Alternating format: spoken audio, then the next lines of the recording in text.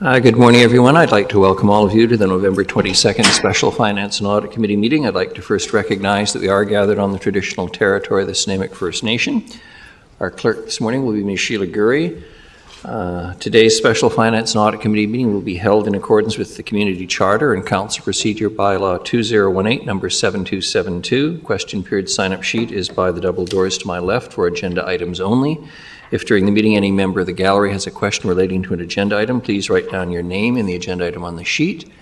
Additionally, members have been granted the authority to join meetings electronically, and I want to welcome Councillors Gesselbrock and Armstrong this morning who are joining us electronically. First item on the agenda is the introduction of late items. Ms. Gurry, we have one. Yes, thank you, Your Worship. Good morning. For agenda item 5C, 2024 Key Initiatives, we're replacing the PowerPoint presentation titled 2024 Key Initiatives. And that's it, Your Worship. Thank you very much. Motion for adoption of the agenda is amended. Moved Councillor Thorpe, seconded Councillor Perino. All those in favor? Any opposed? None. Motion carries. We have no minutes to adopt, so we'll get right into presentations. Ms. Mercer, Ms. Fulla, welcome this morning. Going to have a busy day today. Thank you for coming. It's the 2024-2028 Draft Financial Plan. Please. Thank you. Before we start the presentation this morning, we're going to show a short video on the budget that was produced by the Communications Department.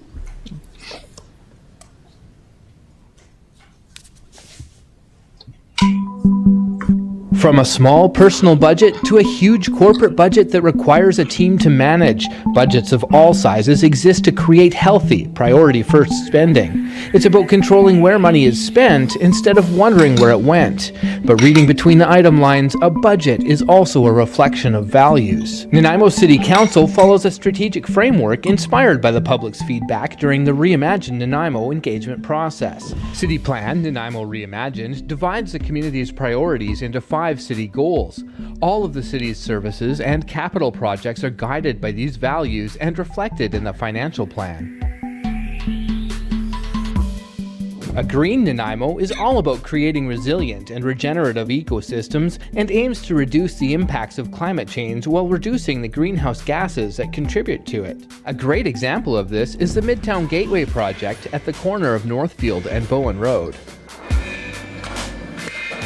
The Midtown Gateway project will transform an area that was impacted by past industrial activity into a revitalized neighborhood gateway. So once the project is fully completed, it will include, among other things, a restored wetland that was impacted by past coal mining activity and create a public nature area that includes walking trails as well as serve as a detention pond during storm activity.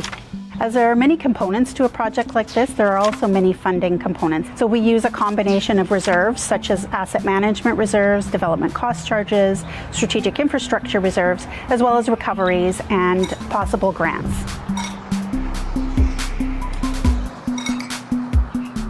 From walking, cycling, and driving on our network of roads to the recreational trails that connect us to nature, a connected Nanaimo is all about how we move within and throughout our city. Recently, the city began planning street and corridor projects with a lens on multiple modes of transportation. Funding for complete street projects come from many different sources. Asset management reserves can be used to fund the renewal of existing infrastructure. The Community Works Fund can be used to fund new infrastructure. Water and sewer reserves will be used to fund the water and sewer components of the project.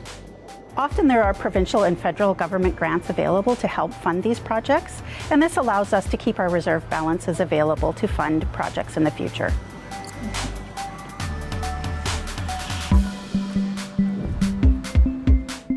Safety and health has to be a priority in every city, and it's certainly been top of mind in Nanaimo in recent years. From affordable housing to community safety to the benefits of recreation, there are a lot of priorities in building a healthy community. As a career fire department, Nanaimo Fire Rescue is a crucial part of the city's budgeting. So the city has undergone significant growth over the past years, and the demand on the fire services has increased as well. A 10-year fire master plan was created in 2022, and one of the key recommendations was to add additional firefighters. The majority of staffing, including fire, is funded from property taxation. As an empowered Nanaimo, reconciliation, representation, and inclusion are key to creating a community that's culturally strong. Another important element in empowering our community is arts and culture. Arts and culture enrich our lives by providing enjoyment and appreciation of all creative endeavors. They also bring together diverse networks of people and provide an opportunity for intercultural and intergenerational understanding. The city has several annual operating budgets that relate to arts and culture. For example, there are budgets for public art, concerts in the park, the street banner program, events for the National Day for Truth and Reconciliation, downtown events grants. As well, we have operating grants for the Port Theatre Society, the Nanaimo Art Gallery, and the Nanaimo Museum.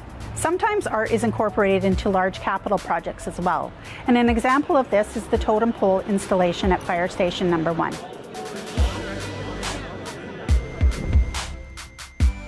And finally, for Nanaimo to continue forward as a prosperous community, we need to build upon the values that make us resilient and make our economy thrive. The city works closely with the Nanaimo Prosperity Corporation and Tourism Nanaimo and provides funding through an operating grant each year. These organizations work with the community, local agencies, organizations, and businesses to help strengthen our local economy. It takes a lot to budget for a city that's 100,000 people strong and growing. To learn more about the city's financial planning, visit www.nanaimo.ca.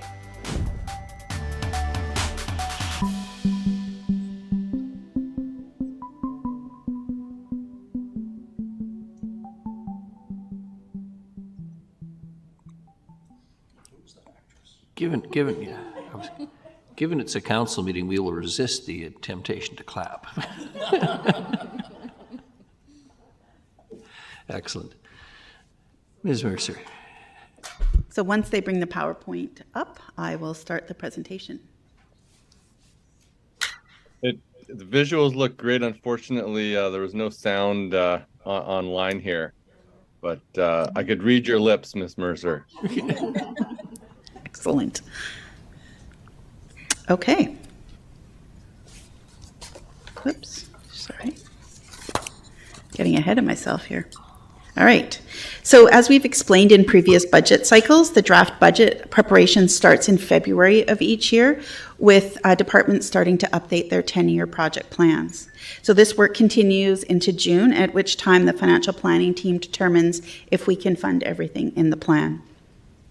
If there are funding shortfalls, the plans go back to the departments and they move their plans around to make sure that we can fund everything with the funds available. In June of this year, we came to council asking for decision on what you would like to see in the budget for 2024 to 2028. And after that, staff began working on their operating budgets.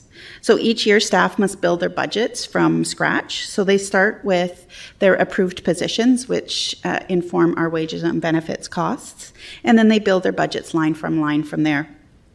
Each manager has to justify the need for each line in their budget. And while this keeps costs low, it also ensures that they are adequately resourced to carry out their work plans for the year.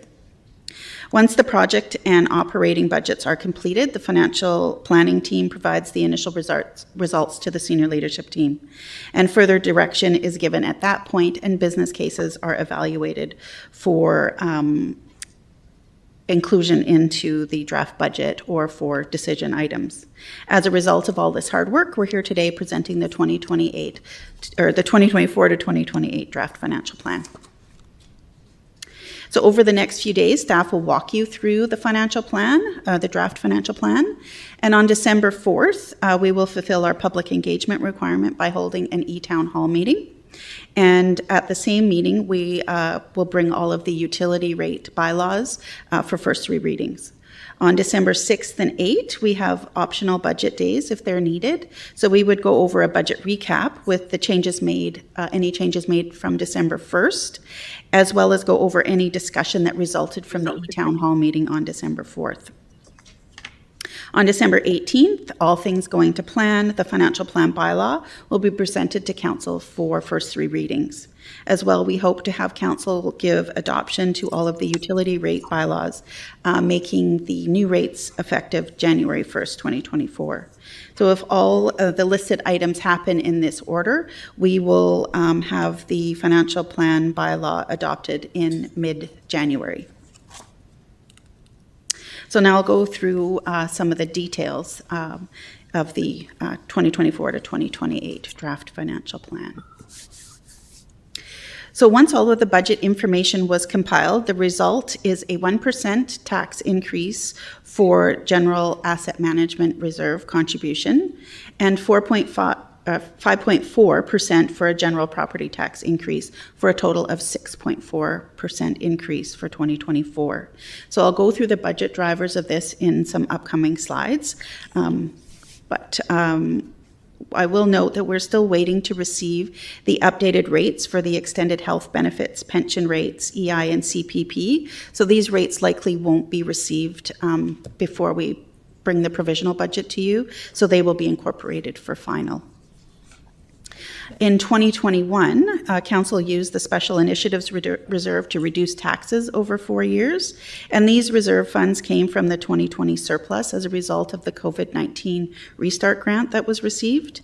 And you may remember for 2023, the $1.1 million that was budgeted to reduce taxes was reallocated to fund future projects.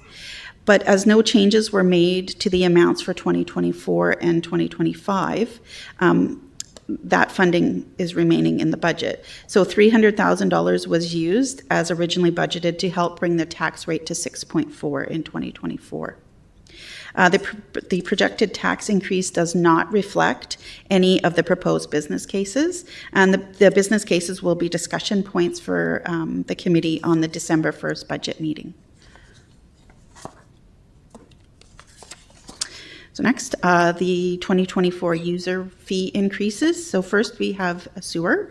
So a 4% increase was the recommended increase for sewer user fees in the utility rate review that was presented last December.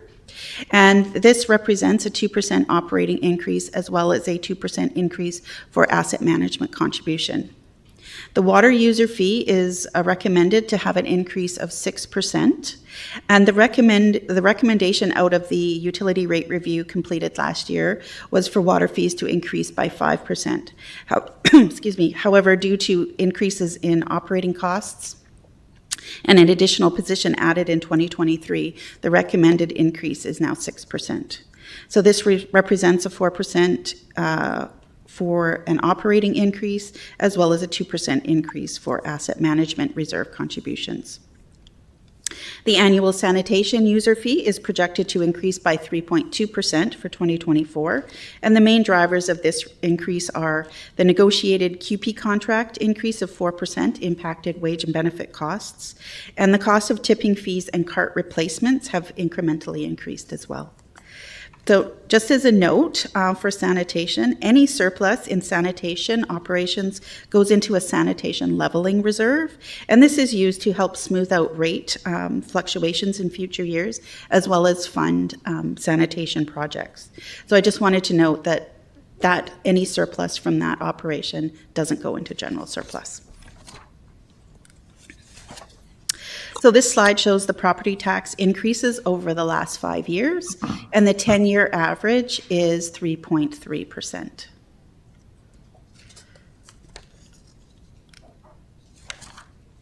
So this slide shows how Nanaimo sits in comparison to other like-sized municipalities and neighboring communities in regards to property taxes on a typical single-family property.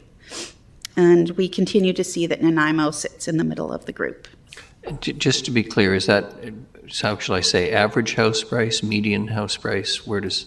So it is, you take the assessed value of the whole class or the whole single family section and you divide it by the number of folios. So average house price. Yes. Okay. And so there is a couple things to note when you compare to other municipalities, is not all municipalities provide the same basket of goods or provide them in the same way. So for example, some may have a drainage utility and charge a utility fee. Nanaimo does not, and we include that in our general taxation. How they deliver services can be different as well. So Nanaimo contracts police servicing to the RCMP, while others may have their own police force. The ratio between property classes may be different as well. So for 2023, the Class 6 business class rate was approximately 3.6 times the residential Class 1 rate. And that varies quite differently from community to community.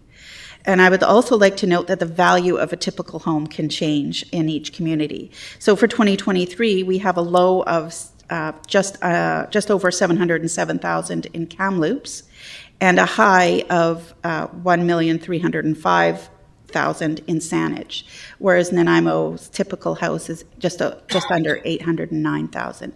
So that can play a role in the different amounts as well.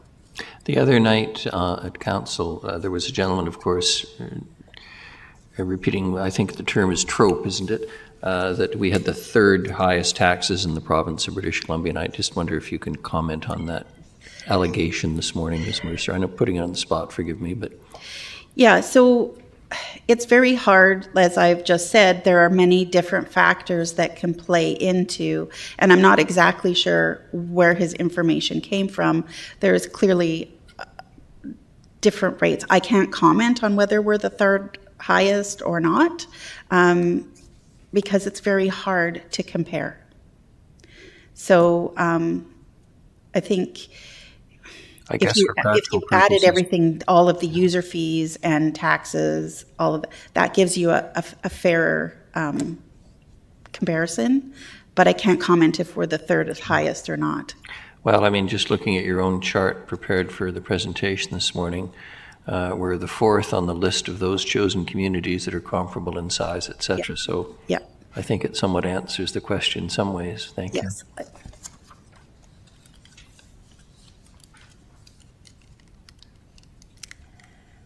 If I can advance to the next slide. There we go. So this is a graphical representation of the information from the table on the previous slide, and the black line represents Nanaimo. So we are similar to Kamloops and Kelowna in our single-family taxation, while Saanich and Victoria are above us, and Ladysmith and Parksville are below us. So I'll go over the impact on a typical home in Nanaimo. I would like to note that this only represents the impact for the city portion of taxes. It does not include taxes collected for other governments. So that's the regional district, school tax, hospital tax, etc. We receive other government levy information in the spring of each year, and we'll disclose the total impact to a typical house when we present the final budget, because at that time we will know all of the levies for those governments as well. Councillor Manley has a question, please. I had a question a while back, actually, but you were asking the same questions, and that was about the average, because I think when they were comparing, it was a rate, like a strict percentage, and saying that Vancouver was lower, but the average house price in Vancouver is almost double what it is in Nanaimo. I just have a quick note to staff, like this presentation was on my eScribe and it's disappeared. And I don't have the draft financial plan. Yeah, people with paper are doing better than me, but anyway, just a note. Maybe try rebooting. It's on my eScribe. Okay, I'll try to reboot. It was there this morning, but. I'm wondering if it relates to the fact that it's been replaced with the addendum. There's that second one. No, I know, but I don't trust anything electronic, as anyone knows. Your Worship. I'll find it, don't worry. Yeah. Thanks. Your Worship, so, yeah, a couple things. I believe the addendum should be in email format as well, in PDF, and we might have a hard copy. I'm going to get you, Councillor Manley, so that you can have that in front of you. Thank you. Thank you. I'll reboot my eScribe. I'm glad it's not me for change losing something.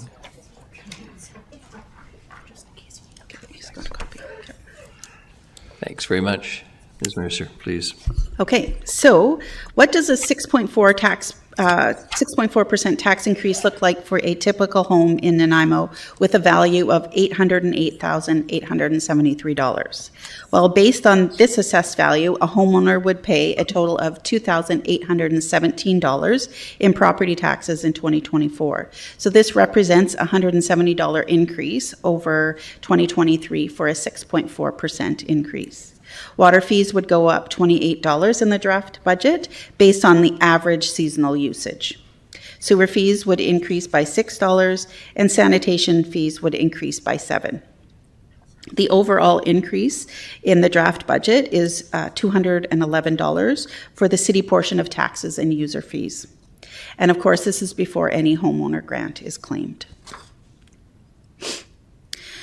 So the $2,817 collected in property taxes is spent as follows. So $2,303 pays for city services.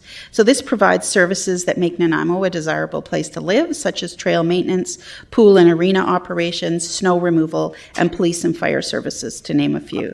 Just to note that this excludes water and sewer services, as those are collected through a user fee. $43 funds the 2024 debt, and this represents repayment on 3 debt borrowings. The Port of Nanaimo Centre, which includes the conference centre which we're in, the Cranberry Fire Hall Station number 4, and some property purchase borrowing for 2023. And just to be clear, that includes the principal and interest. Yes, yes. Any debt servicing costs includes both principal and interest payments. $296 funds reserve contributions. So this includes contributions to the asset management reserves, equipment depreciation, and other equipment reserves. And this helps to fund replacement when assets are at the end of their life. And these reserves help smooth out tax increases so we don't see large spikes when replacement is needed. And finally, we have $175 that funds the 2024 projects from general revenue. So approximately $8.4 million of general taxation was used as base funding for projects in 2024. So this funds projects for furniture and equipment, condition assessment programs, new drainage projects, and trail rehab, to name a few. And there was an additional $695,000 in general taxation funding that was used to fund projects related to the fire master plan that were approved by council during the 2023 to 2027 financial plan deliberations. So when you look at how the $2,303 for city services is broken down by department, you will get the following. So we have $609 that goes to fund the RCMP, $425 funds Parks, Recreation, and Culture operations. We have $367 that funds Nanaimo Fire Rescue, 911 operations, and emergency management. $315 funds corporate services, which includes costs for finance, IT, police support services, committed contingencies, grants and aids, and corporate insurance. $262 funds engineering and public works operations. And again, keep in mind that these do not include water, sewer, and most sanitation costs, as they are all funded by user fees. $140 funds the Development Services Department, which now includes funding for the Nanaimo Systems Planning Organization, the SPO. $118 funds the city administrative function, and that includes the CAO's office, legal expenses, legislative services, and council, as well as human resources. $33 funds corporate and business services, and that includes real estate, economic development, as well as the Nanaimo Prosperity Corporation and Tourism Nanaimo Society. $22 funds the Port of Nanaimo Centre, which includes the Vancouver Island Conference Centre. And finally, $12 funds the corporate facility operations. So if you broke this down further, it would cost $6.31 per day.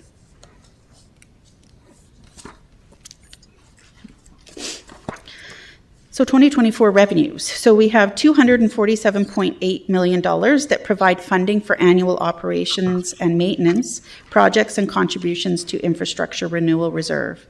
And it also includes funding for the Vancouver Island Regional Library.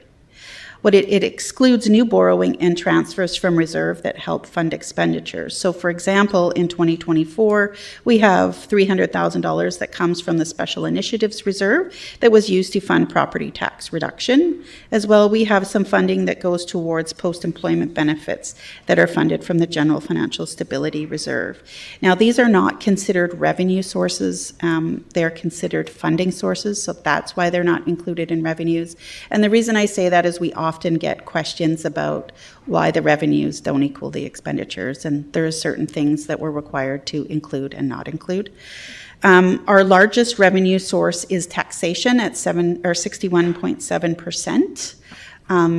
And a note on the other revenue total, and that includes a combination of property rentals recoveries, including Viera. So that's the Vancouver Island Emergency Response Academy in Nanaimo Fire Rescue. It has Fortis gas revenues in there, hotel tax revenues, and tax penalties as the bigger items included in that total. Question, Your Worship? Councillor Perino? Thank you. A question through you, Your Worship, to Ms. Mercer. The fees, the revenues that we receive from the water and sewer, does it cover the total cost? Yes. Of those operations, sorry. Yes, through Your Worship to Councillor Perino, water and sewer the funds are self-funding, so those fees and other revenue sources cover the costs of those departments. Okay, good. Thank you so much. Thank you. So the 2024 operating expenditure budget is $197 million, and this covers all annual operating and maintenance costs that deliver day-to-day city services. So what is not included are project costs as well as the Vancouver Island Regional Library, as the library is considered a collection for other governments. The RCMP is our largest budget line item and represents 17.8% of total expenditures, followed by Parks, Rec and Culture at 16.1% and Engineering and Public Works at 15.4%. Some other items to note are that corporate services totals 13.1% of total costs, and this includes general revenue. So some of the items that fall under general revenue are committed contingency, post-employment benefits, corporate insurance, hotel tax, and business improvement area payovers. The Port of Nanaimo Centre is 3.3% of the total city expenditures, and this includes the VICC operating costs, $100,000 for VICC capital replacement, operating costs associated with the building shell, and debt repayment.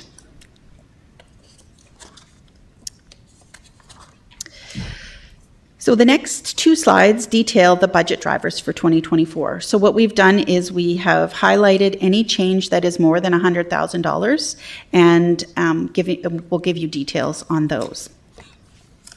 So our first item is the net 911 services, and that is anticipated to increase by $121,000. So this driver is a result of increases to the ECOM and fire dispatch contracts. So the two of those combine to about a $71,000 increase. So adding to this is a decrease in reserve funding of about $50,000. So to help smooth out the impact of moving to the Surrey Fire Dispatch, the 911 reserve has been used over the last few years to offset some of the costs, so to ease that transition. And 2025 will be the last year of this reserve funding, and it falls off after that. Next, we have asset management, and that is anticipated to increase by $1,374,000.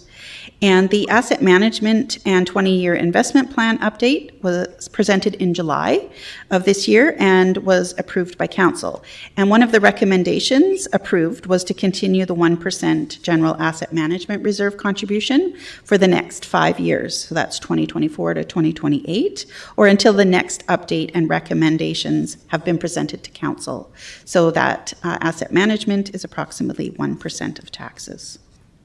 Next, we have operating agreements relating to cultural grants, and that is anticipated to increase by $101,000 in 2024.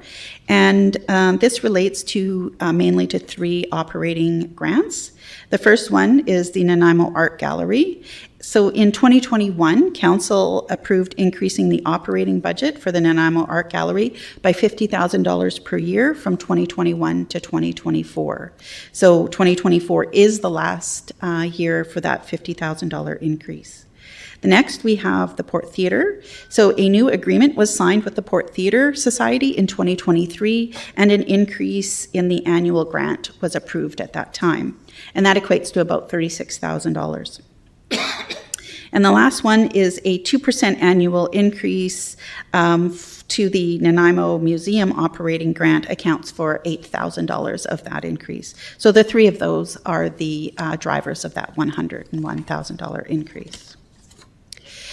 Next, we have Ethics Commissioner. So earlier this year, Council approved the addition of $107,000 to cover the costs associated with complaint and investigation processing and 4 one-hour digital seminars on governance matters with Council. So that is what that increase relates to.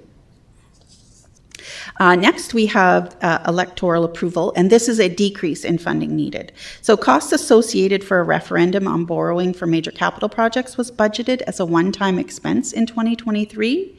So as that is just a one-time budget, you will see a decrease for 2024. So any unused funds from 2023 will be carried forward to 2024 to cover a cost of a referendum if needed. So there will be money if it is needed in 2024.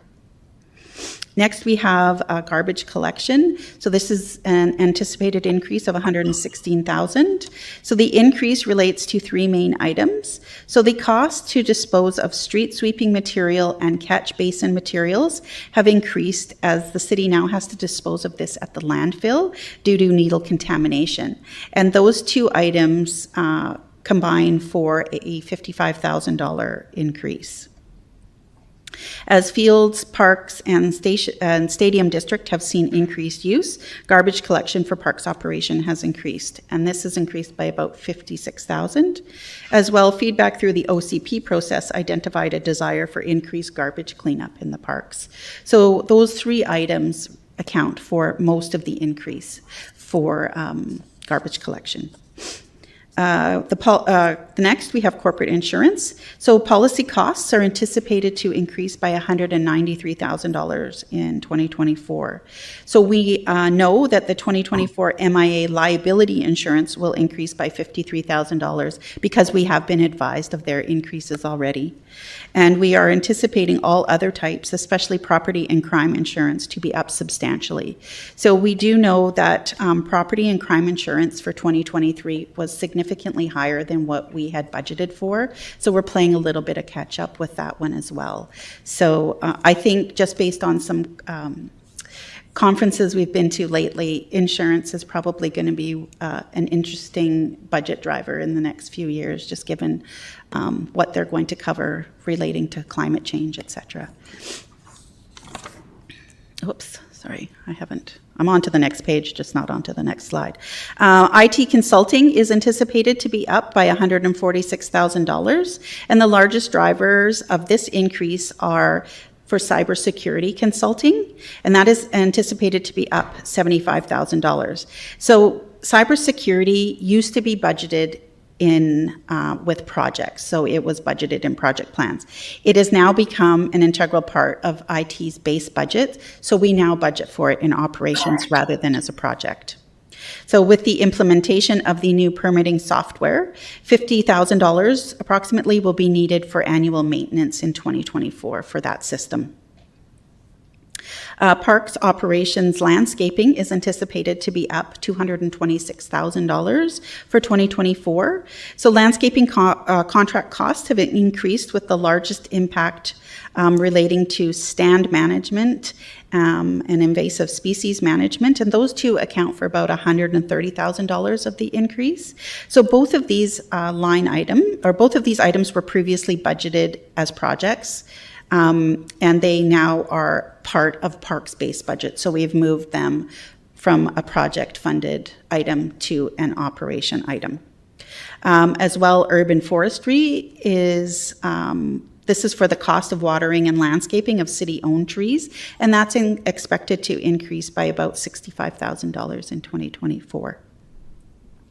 So those items add up to most of the increase that we see here.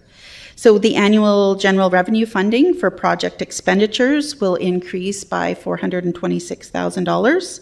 So project funding from taxation will increase to $8.4 million in 2024 to ensure that we don't fall behind in our funding of the project plan. So for years, all years of the financial plan, you will see an increase of 5% per year to help keep pace with inflation. And this is reviewed each budget cycle, and we'll look at that again for next year's. The next item is the RCMP contract, and that's anticipated to increase by $3,847,000 next year. So this increase includes a general annual contract increase, the addition of 3 new members for 2024 with an April 1st start date.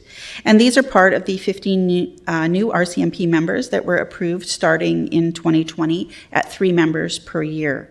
And 2024 is the final year of adding those 15 officers. As well, we have full year budget costing for the 3 new members that were added in 2023. Councillor Manley has a question, so do I. Yeah, I'm just, we have this increase in the RCMP every year, but we haven't met that increase yet. Like, we're not getting the officers online.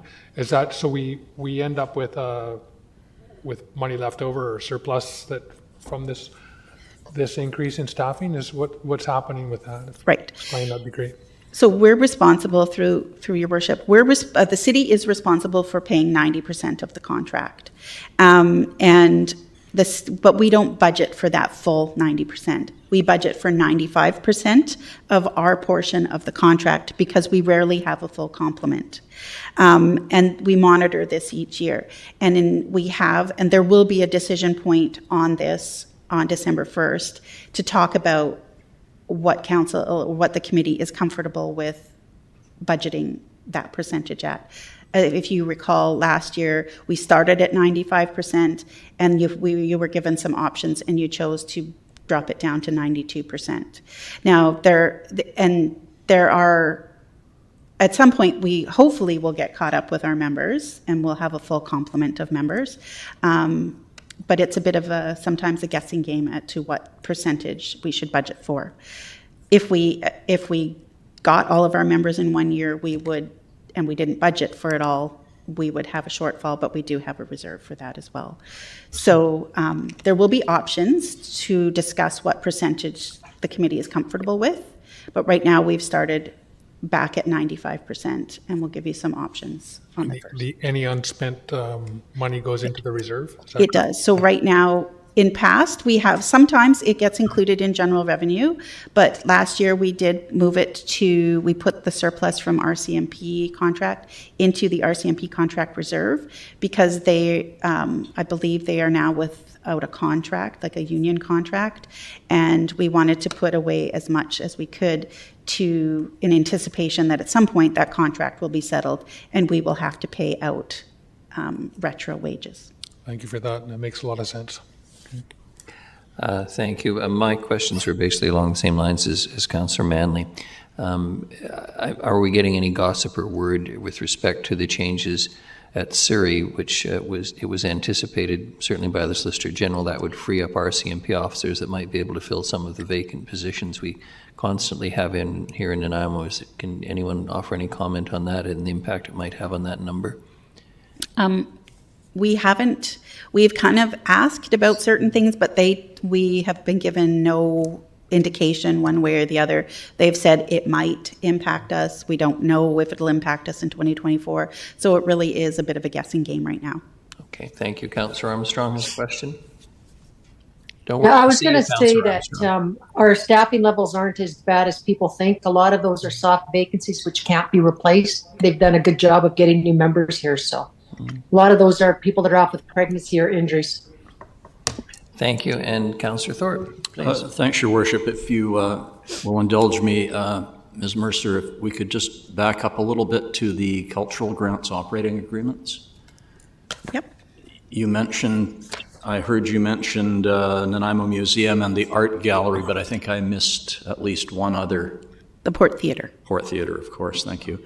And if I may, I'm not sure this is the appropriate time, but I've always been curious, so I'll ask it now, why we give grants, and I don't begrudge those grants at all, but I'm thinking of the Military Museum, which we do not give a grant per se to. In fact, we collect money, I believe, in terms of a lease from them. I've always thought that was somewhat inequitable, and I'm sure there's a good reason for it, but I would ask if we could hear that now. Sure. And Mr. Harding's jumping in. Thank you, Worship. Councillor Thorpe, it's good timing because we're actually working with the Military Museum on a new co-management agreement. And if you go back in time when we moved them out of the mall that they were in, their way of funding was a grant that they could use, and the only way they could use a grant is for rent. And so that's what we use those funds for. So we're looking at redoing our agreement with that organization? It is, and their financial situation and their desire long-term is starting to change, and so we want to come back to council with them with an updated version of where they want to go. All right. And with that, we can look at how those funds will do. What we can say is that all the funds that they do put in for rent go into that building to keep that building going. Okay, good. Thank you. Thank you. Ms. Mercer? Thank you. So I think we've covered off everything with the RCMP. Again, the big point is we'll be back on December 1st with some options on budgeting for the percentage if there is any appetite to change that. Our next item is snow and ice control, or SNIC, and that has an increase of $100,000 for 2024. So the budget has been increased by $100,000 as SNIC budget hasn't been increased since 2021. So this will be a decision slide for consideration as well on December 1st, as the SNIC budget is still lower than the 3- and 5-year average cost. So just as a reminder as well, the city does have a snow and ice control reserve that is available to cover any costs that exceed the annual budget. So there will be some discussion on the 1st around this budget item. Heating utility is up approximately $176,000, and the bulk of this increase relates to hydro rate increases. So electricity has gone up about $160,000, and that is the bulk of that heating increase. And the last item we have is wages and benefits. So we are anticipating a $5,349,000 increase for wages and benefits. And the drivers of this include, and there are a few of them. So the QP contract was settled in 2023, and a 4% increase was allocated in 2024. And this increase was for QP as well as for management staff as well. With the contract for the IAFF having expired at the end of 2022, a contingency has been included in the budget to estimate a future settlement. So the next is we have full year costing of the 31 positions that were added in 2023. So there were 4 police service positions that were added as part of the police resourcing plan approved by council in the 2022 to 2026 financial plan. So this plan added 15 positions over 5 years, starting in 2022, and all of these positions support the RCMP function in public safety.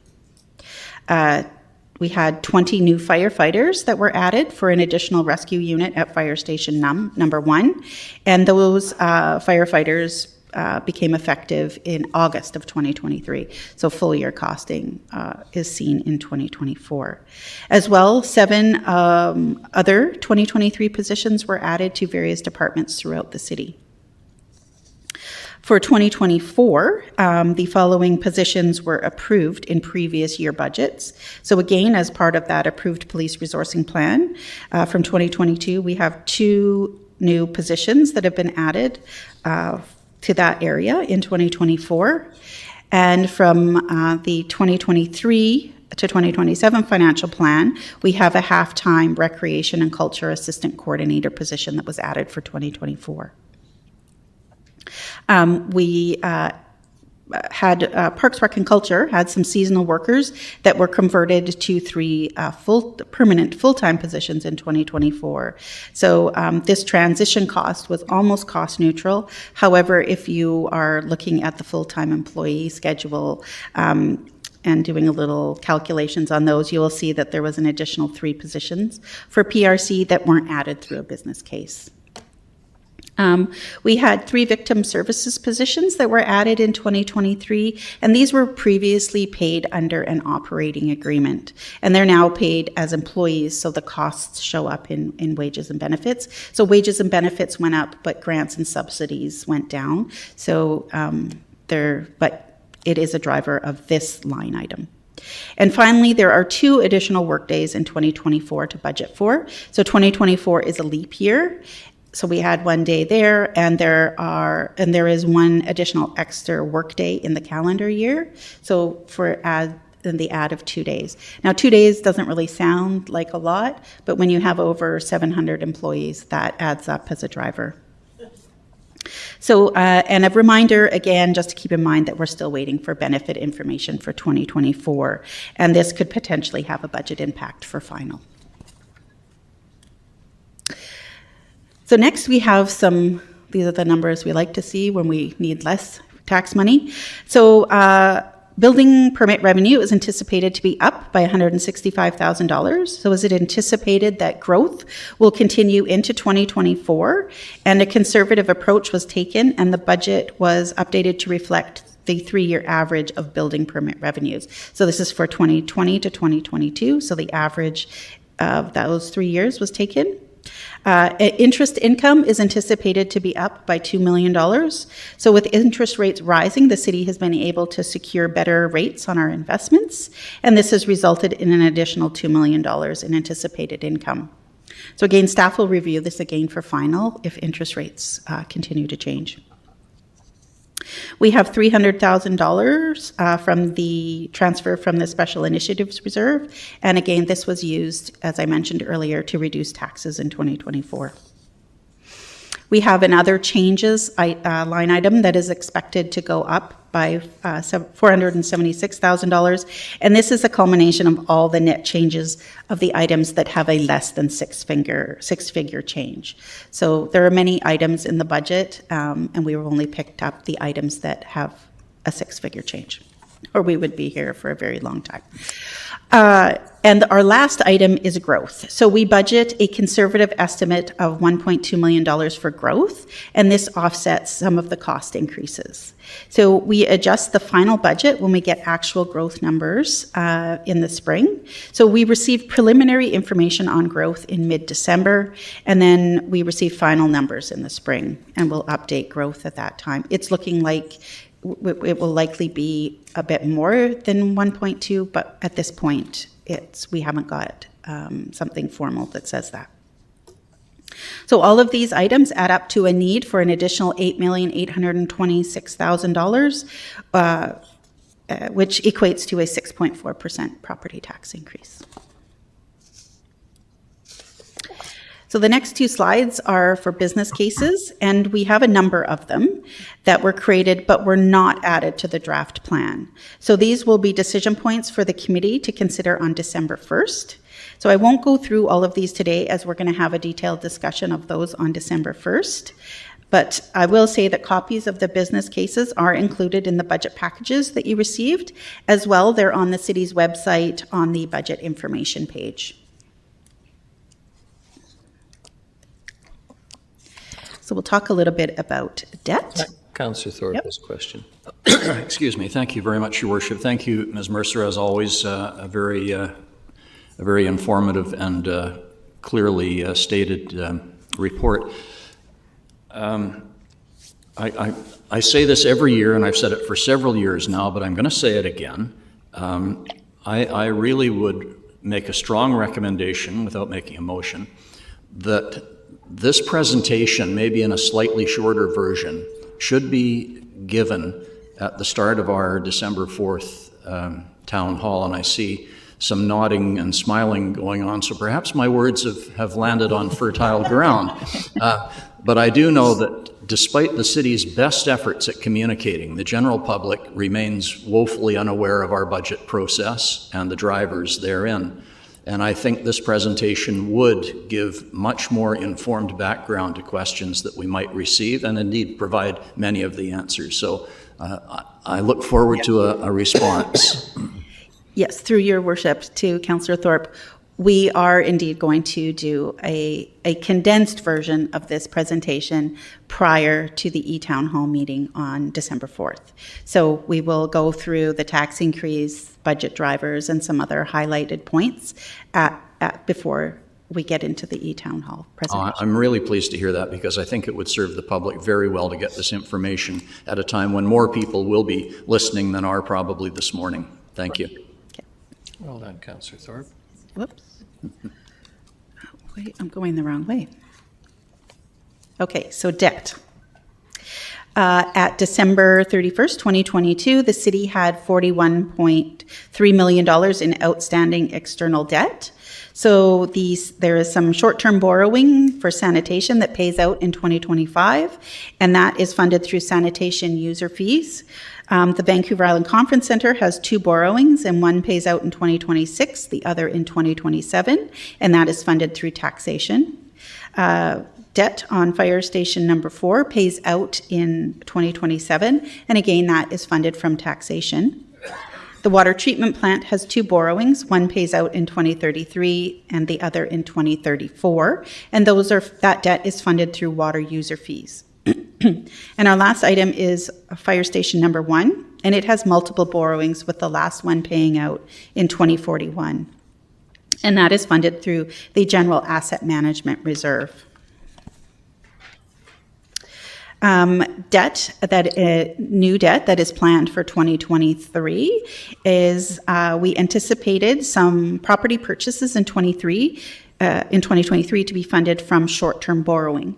However, at this time, it is not anticipated to occur until 2024, but in the budget for 2023 that was adopted, we do have some borrowing anticipated there. So currently, the planned 5 years of debt repayment will be funded through taxation. We have borrowing for 3 new sanitation trucks in 2023, and we have done this borrowing already now, and the actual borrowed amount was $1,292,314, so a little less than what we had anticipated in the budget. And this debt repayment is funded from sanitation user fees. And we do have a sewer DCC project for the Millstone Trunk South that is currently underway, and internal borrowing is scheduled to fund this project in 2023. The only new debt currently in the 2024 to 2028 financial plan is for the DCC sewer project for the Hammond Bay and Turner Road area. So external borrowing is expected to be needed in 2024 for this project. So currently that is the only new debt that we have in the plan. This graph shows the projected outstanding balance of the city's external debt per year over the next 5 years. And this includes the projected borrowing intakes that I mentioned on the previous couple of slides, but it does not include any debt for the Nanaimo Operations Center, the RCMP expansion, Waterfront Walkway, or the South End Community Center. So once we have electoral approval for these projects, the graph would be updated to include them at that time. So those are not included here. This chart graphically illustrates the outstanding external balances of long-term debt over the next 20 years. And again, this chart does not include any debt for the NOC, RCMP expansion, Waterfront Walkway, or the South End Community Center. We do, however, anticipate that borrowing will be needed in 2030 for the South Fork seismic upgrade and secondary intake project, and in 2031 for the Wellcock secondary access project. So that is why you will see those a bump up in 2030 and 2031. So this graph shows the annual projection of the debt servicing costs for the next 20 years. And again, this includes both principal and interest payments. So under legislation, the city cannot borrow beyond its allowable limits. So based on the 2022 financial statements, the annual debt servicing limit is $51.7 million. So this means that the city can have a maximum of $51.7 million in annual principal and interest payments. So currently, the city is at 13.5% of this total limit. So that was about $7 million for 2023. So in October of this year, staff presented a draft management policy, and earlier this month, council approved that policy. So the policy formalized the current process that staff follow to ensure that debt financing is used strategically to maintain the city's financial strength and stability. Councillor Thorpe. Just thank you, Your Worship, through you, if I may. Just for clarification on debt servicing, the servicing limit we know is 25% of the revenues, sustainable revenues. When you say that our city is at 13.5% of the current limit, does that mean 13.5% of 25% or No. 13.5% of our total limit? Yeah, the 13.5% is of that 51.7%. So, Okay. yeah. Great. So currently, we're just a little under $7 million in annual debt servicing. Right. And that is 13.5% of that 51.7 Great, thank you. million total. Oops. So here we have some municipal comparisons. So when we compare ourselves to similar sized and local communities, Nanaimo is sitting in the middle of the pack with regards to our debt servicing limit. So as I said, Nanaimo is at about 13.5% of our total allowable debt servicing. And Parksville is the lowest at about 5.8% of their limit, and Ladysmith is the highest at 55.8% of their limit. Now, those are smaller communities, so their debt servicing limits are smaller, so they can't borrow as much. But just gives you an idea of where we sit in comparison to how others have used debt. And the last section I will speak briefly on is reserves. So as you know, there are two types of reserves that the city has. We have operating reserves, which are usually created through an allocation of surplus, and we have statutory reserves that are created through a bylaw. So the reserves policy that council adopted in 2019 sorts the city's reserves into categories outlined in the reserve framework based on their use or their purpose. So we have financial stability reserves, and these are created to mitigate risk arising from lower than expected revenues or sudden unexplained expenditures needed to maintain delivery of city services. So these are kind of like our rainy day fund accounts, where if something unexpected happens and we don't have funding, we can draw from these reserves. We have equipment reserves, and these are established to provide funding for equipment replacement. We have infrastructure reserves that are established to provide funding for infrastructure replacement and for new and upgraded infrastructure required due to growth. So we also have some parking reserves that are established to provide funding for renewal and new parking infrastructure. As well, there are some property reserves that are used to fund a wide range of land acquisitions that the city makes each year. And we also have some strategic reserves that are established to provide funding for strategic initiatives identified by council. And we have an other reserve category, and these are the remaining reserves that fulfill either a specific administrative function, comply with a bequest, or are of a short-term purpose. And our last reserve type is development cost charges, or DCCs. And these are funded by contributions collected from developers to assist with the cost of new infrastructure required due to growth. So these reserves can only be used to fund specific projects that are outlined in the DCC bylaw. Oh, sorry, I didn't advance that. And so for 2024, the expected closing balance for reserves is $157.6 million. So with respects to reserves, they may look flush, but the vast majority of are accounted for by plans or regulations. And there are some reserves that have unallocated funds in them, but these funds are very limited. So most reserves, say like DCCs, have a substantial balance in them, but we can only use those for specific projects.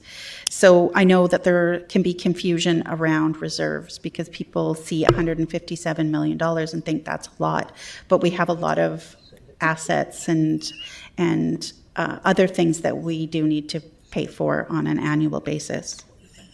So we did have some challenges with funding the project plan this year as the current gas tax agreement ends on March 31st, 2024. So we do know that the program is going to continue, but what we don't know is how much funding allocation we're going to get, or if they're going to change the type of projects that we can fund with that money.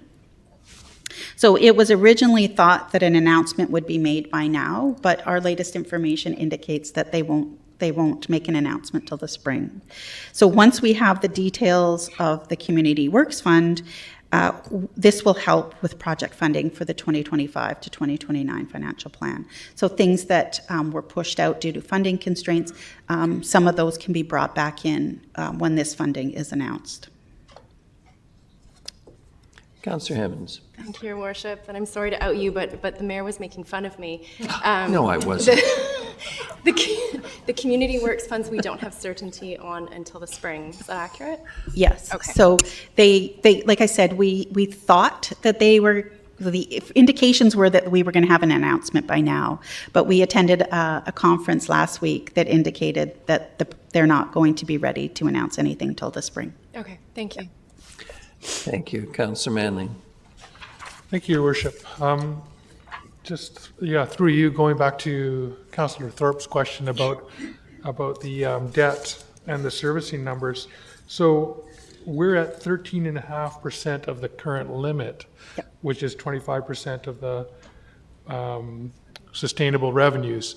But actually, in fact, that is about 3% of our sustainable revenues. So I find, like, just the way the numbers are, it's confusing, and I don't want to confuse the public about this. We need to be a little more clear about it, right? So the money that we owe right now is 13% of what we could actually be servicing our debt with, which is 25% of our sustainable revenues. So our serviceable debt right now is actually 3%, approximately. Doing the math quickly, I don't know. I might be a little bit off on my calculation, but that's about correct? About 3.5. Yeah, 3.25 I got. Or 0.0325. About 3.5% of the Okay. total revenue of the city is actually being spent dollar for dollar on debt servicing. Yeah.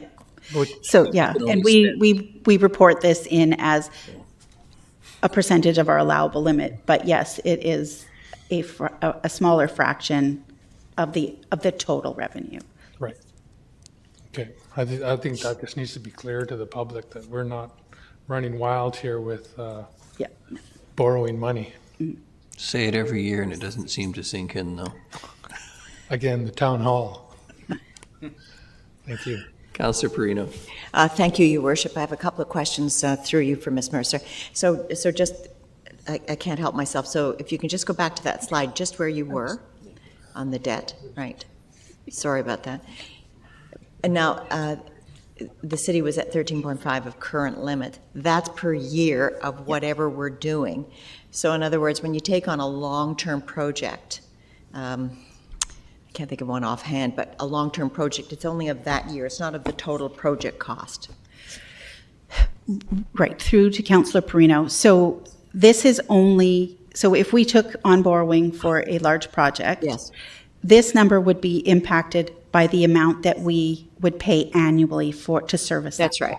That's right. So if we had $2 million in new borrowing repayment, yes, that would be the portion. It wouldn't be the $100 million that's that right. we borrowed. It would be that's right. the $2 million in debt repayment, principal and interest payments that would get added to this total, and then that percentage That's right. would increase. There is a conception I found that when we take on a big project and we have to borrow the money to do it, that we're going to be paying for it, all of it, in that year, and that's not the case. Yep. Okay. Right. Okay. And most of our debt is spread over 20 years. So, yes, so that the cost of that debt is then, Okay. sorry.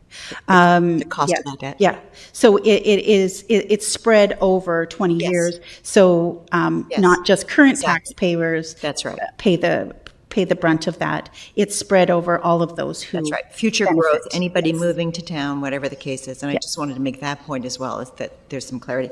So my only other question is that you had put a 1% increase at 1.374 million. Is that correct? Yes. What was it for 2023? Was it not 1.1? I'm just wondering what the difference is. The interesting thing to me is that I think that in general, in fairness, the public thinks we're bringing in a ton of money from taxation. But in fact, a 1% increase, it was for 2023 about 1.1, maybe a little bit more than that, right? But just under 1.2, I think. Just under 1.2? Okay, so your anticipation is in 2024 that the anticipated 1%, that a 1% tax increase will be 1.374. It was 1.27 last better than year. I thought. And Ms. Full is bringing up some Yes. numbers You're for me. Yeah. anticipating, yeah. Yeah. So it's not like it's very much. That's why we end up having to borrow for these major projects, whatever it is. Yep. And why taxation is so important, but also the user fees and those kinds of extras that bring in helps to pay the costs. Right, so just to be clear, the 1% is additional revenue that will go to, or additional funds Whatever. that will go. So the total contribution to the general asset management reserve for 2024 was just over $12.5 million. And that goes to service That's right. the, renewal on a variety of different assets the city Exactly. owns. Yes. Exactly. It's just, you think in a city this size, wow, we should just be raking it in. And that is just simply not the case. It's a reality that the dollars are really tight and we should be able to. And Yeah, the reality with reserves is we almost spend them as fast as we get them in. So the money generally doesn't sit in the reserve very long. No. We're constantly using it and replenishing the it, bills. and using it, replenishing it, yes. Thank you very much. Excellent presentation, Your Worship. Thank you. Thank you very much, Councillor Bruno. That was an interesting expression, as council have used various interesting expressions over the years to describe things. Do carry on, Ms. Mercer. And that is the end of my presentation, so I'll be happy to take any more questions that you have. Thank you. Questions for Ms. Mercer? I'll grab it. Councillor Manley, then Councillor Hemmons. Okay, thank you. So going back to the budget drivers, page 17 and 18, or 11 on the slides. So the differential between these two things is what's setting that increase in taxes. Sorry, The I missed that. differential between the expenditure increases and the revenue increases. Yes. And so this year, I was just trying to follow what Councillor Perino was talking about. So this year, a 1% increase is equivalent to how many million? Is it 1.3? 1.37, okay. So 1% is, It's about 1.35. 3.5. Okay, For 2024, a 1% increase is 1.375. okay. All right, thank you. Councillor Hemmons. Thank you, Your Worship. I didn't know if anyone was going to ask any questions, so I just wanted to say that in review of the materials, I find this a really defensible budget. My only piece was in the key budget drivers. I wonder if we shouldn't pull fire out of wages and benefits because it's such an enormous amount of those wages and benefits, just for clarity of communication. But overall, I think, putting away for police, fire, and asset management is exactly what we should be doing. So I just want to say I think the budget as it stands currently, I know we haven't made a bunch of decisions, but it looks good right now to me. Thank you. Okay. Do you want to add that? Actually, Ms. Fuller has some breakdown on the wages, so she could break out the fire portion. Please do. To Councillor Hammond. I note that it's in a footnote on the slide, and that's great. Yeah, but I can give you, it's about 3.2 million of that wages and benefits relates to fire. So that includes, we have a full year of the 20 new firefighters. We have level changes within the fire department because they have different levels as they move up through their career. As well, we have money in committed contingency because their contract has expired and we will be negotiating with them. Thank you. Councillor Perino. Sorry, Your Worship, just a question to that through you, of course, to Ms. Mercer. And I'm sorry, so the 3 million that we have budgeted for the fire department, that's the entirety of the department, is that correct? Yes. Right? Yeah. So, yeah, I didn't want the impression to be that it was just for the That's just the 20 new officers. increase. That was the increase for the fire for 2024. So it's for the total year? Yes. So they started in August for the 20, okay, gotcha, thank you. Not seeing anyone else at this stage. Thank you very much. I'm wondering if you should take the morning break now, Ms. Gray, before we get into the next section, or we just carry on? I'm in everyone's hands. I'm indifferent. Whichever you would prefer, Your Worship. Break? Yeah. Break now. I mean, it seems a logical place to do it. Thank you very much, and we'll be back at it shortly. Plus level changes. Yep.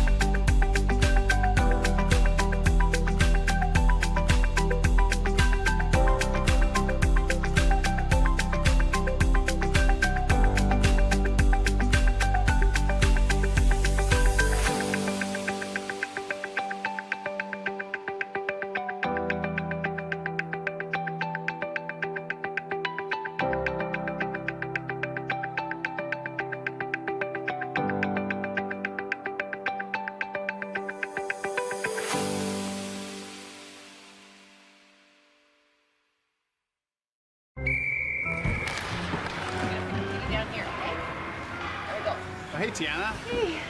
It sure is the coldest rink in town. Oh, yeah, buddy! Nice save, James! Wow, your goalie is keeping you guys in the game. Cheers. Oh, man, that's hot. Sorry, that's the way I like it. Oh. Go, go, go, go, go, go, go!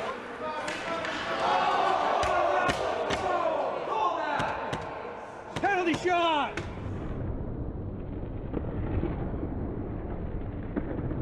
Scalds from hot drinks are a leading cause of hospitalization for children under 5. 2 minutes, stand in the front, unsportsmanlike conduct. Hot tea and coffee will cause serious burns to a child in less than a second. Got a kid? Use the lid.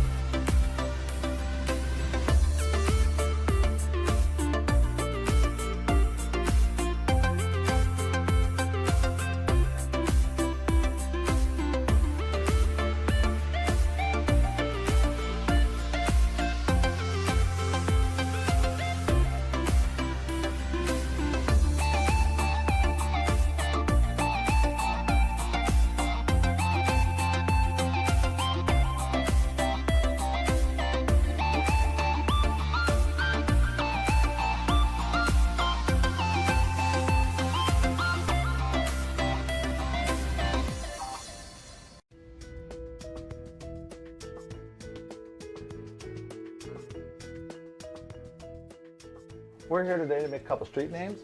There was some vandalism in town, and we're just going to make a replacement. In the roads today, we're doing our Dundas Street and Bruce Avenue.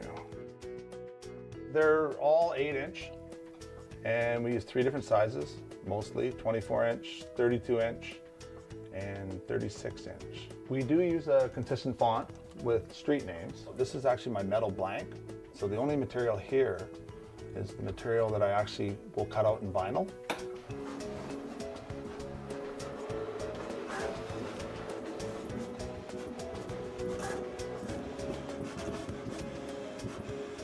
From here we have to take out the vinyl that's not needed, which is the outer. So all we want to do is save the inside borders. From here we actually have to put a transfer tape on it. And what this does is it allows us to take the blue vinyl and pull it away from the clear backing that it's on so we can apply it to our aluminum blank. Now that we have our 2 sheeted piece of vinyl, we take our aluminum blank, which has high intensity diamond grade, which you can see behind me. We have all different colors. We have orange, yellow, white, depending on the type of signs. Most of our white signs are regulatory, and the yellow ones are warning signs. And right here, all I'm doing is pushing the transfer tape a little tighter to the vinyl. And then from there, we peel it back, our plastic, which basically leaves us with a big sticker. We put it on the aluminum.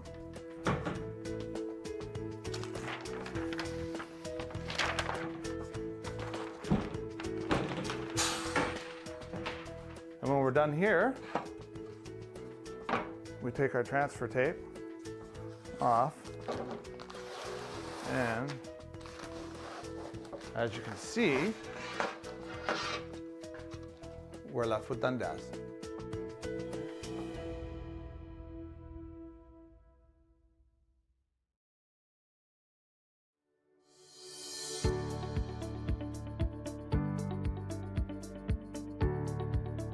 We're here at Bruce and Dundas.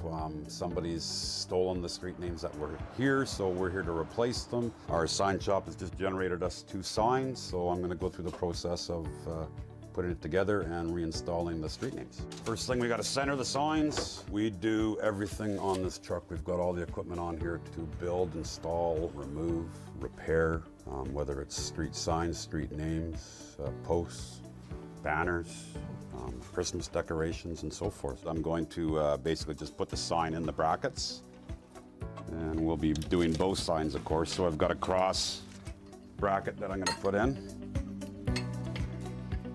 And then add the top sign, which is this street we're on, Dundas. So already do the same there.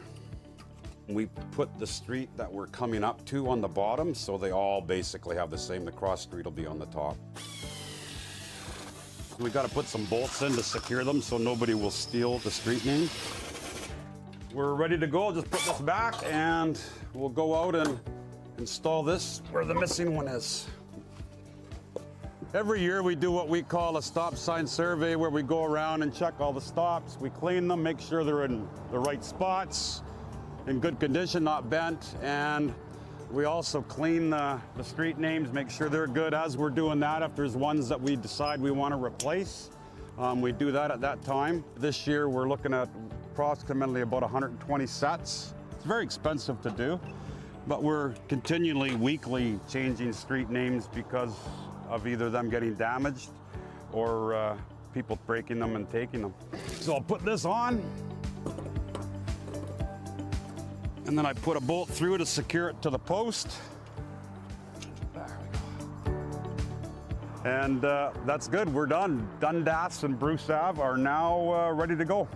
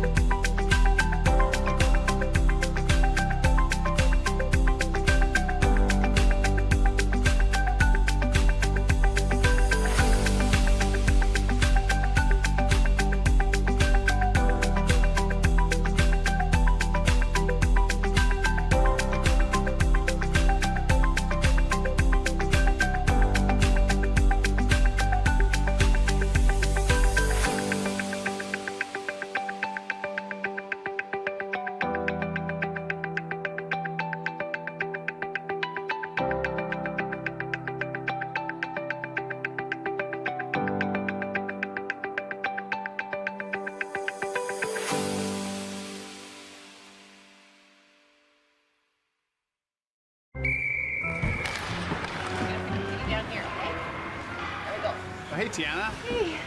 It sure is the coldest rink in town. Oh, yeah, buddy! Nice save, James! Wow, your goalie is keeping you guys in the game. Cheers. Oh, man, that's hot. Sorry, that's the way I like it. Oh. Go, go, go, go, go, go!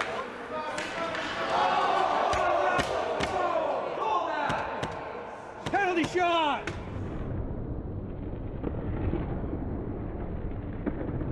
Scalds from hot drinks are a leading cause of hospitalization for children under 5. 2 minutes, down in the front, unsportsmanlike conduct. Hot tea and coffee will cause serious burns to a child in less than a second. Got a kid? Use the lid.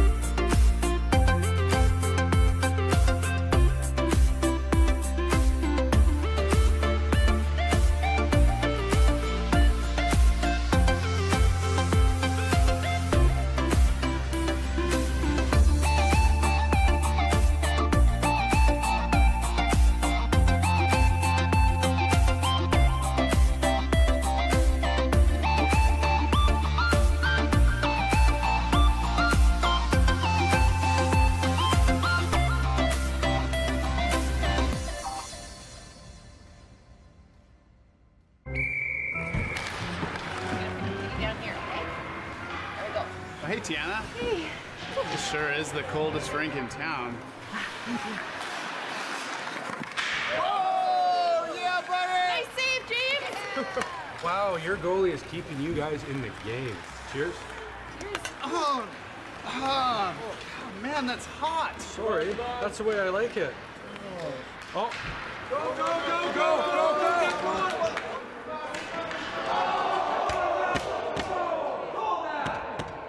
Penalty shot!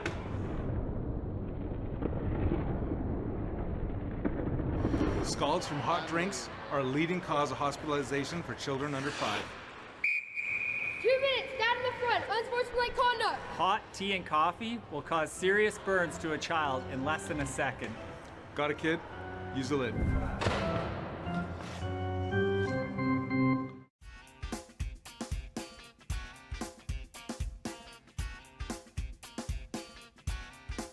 Welcome to the city's South Fork Water Treatment Plant. This is where we take water that we would collect in our lakes and rivers, pipe it, we filter it and treat it before we send it off to the city's distribution system in your taps. This facility actually does a better job than most home filtration systems. The water that comes into your home that you use every day, that you bathe in every day, that you wash your clothes in every day, is cleaner than anything you can get anywhere. Here you see filtration in action. It's kind of like watching paint dry. There's nothing to really see. But if you look in the tank, you'll see the froth on the top. That's dissolved organic matter, and when we aerate the tank, that froths up, and that's why that's up there.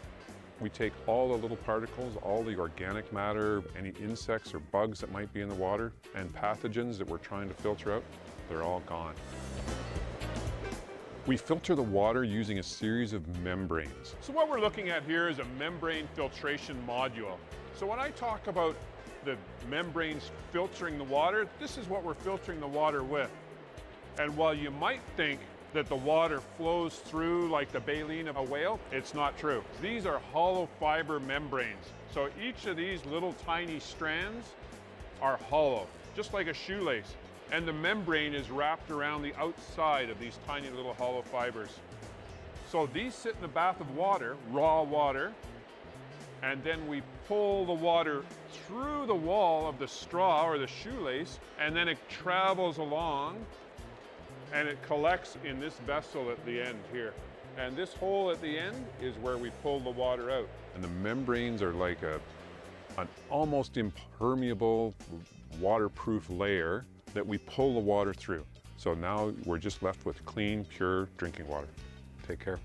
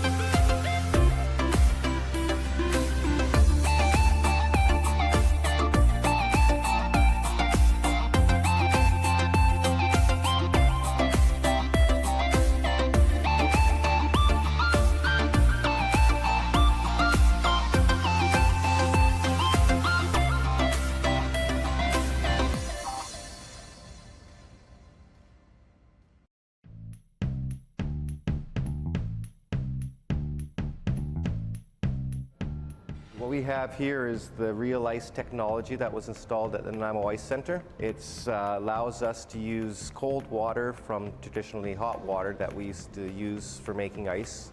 Basically, the water will come in through the bottom, go in through a vortex idea, making the air bubbles microscopic in size, which makes a better, more dense sheet of ice. Differences that you'll see with the Real Ice is there's less snow developed, so that's easier for cleaning, and also it's a denser, harder, clear ice.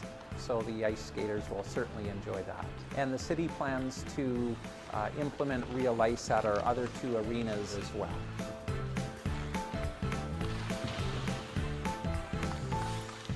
Some of the other efficiencies we've implemented in this facility are LED lights in some areas, and we've also, in the last few years, installed a higher efficiency refrigeration system, which lowers our energy costs. Both Zambonis at our facility are now electrically operated, so there's no harmful emissions, and they're very quiet as well.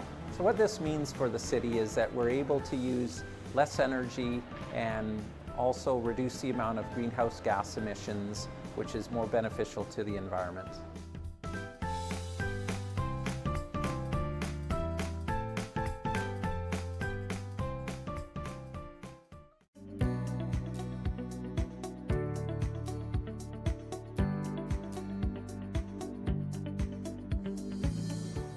This is a plug catch basin.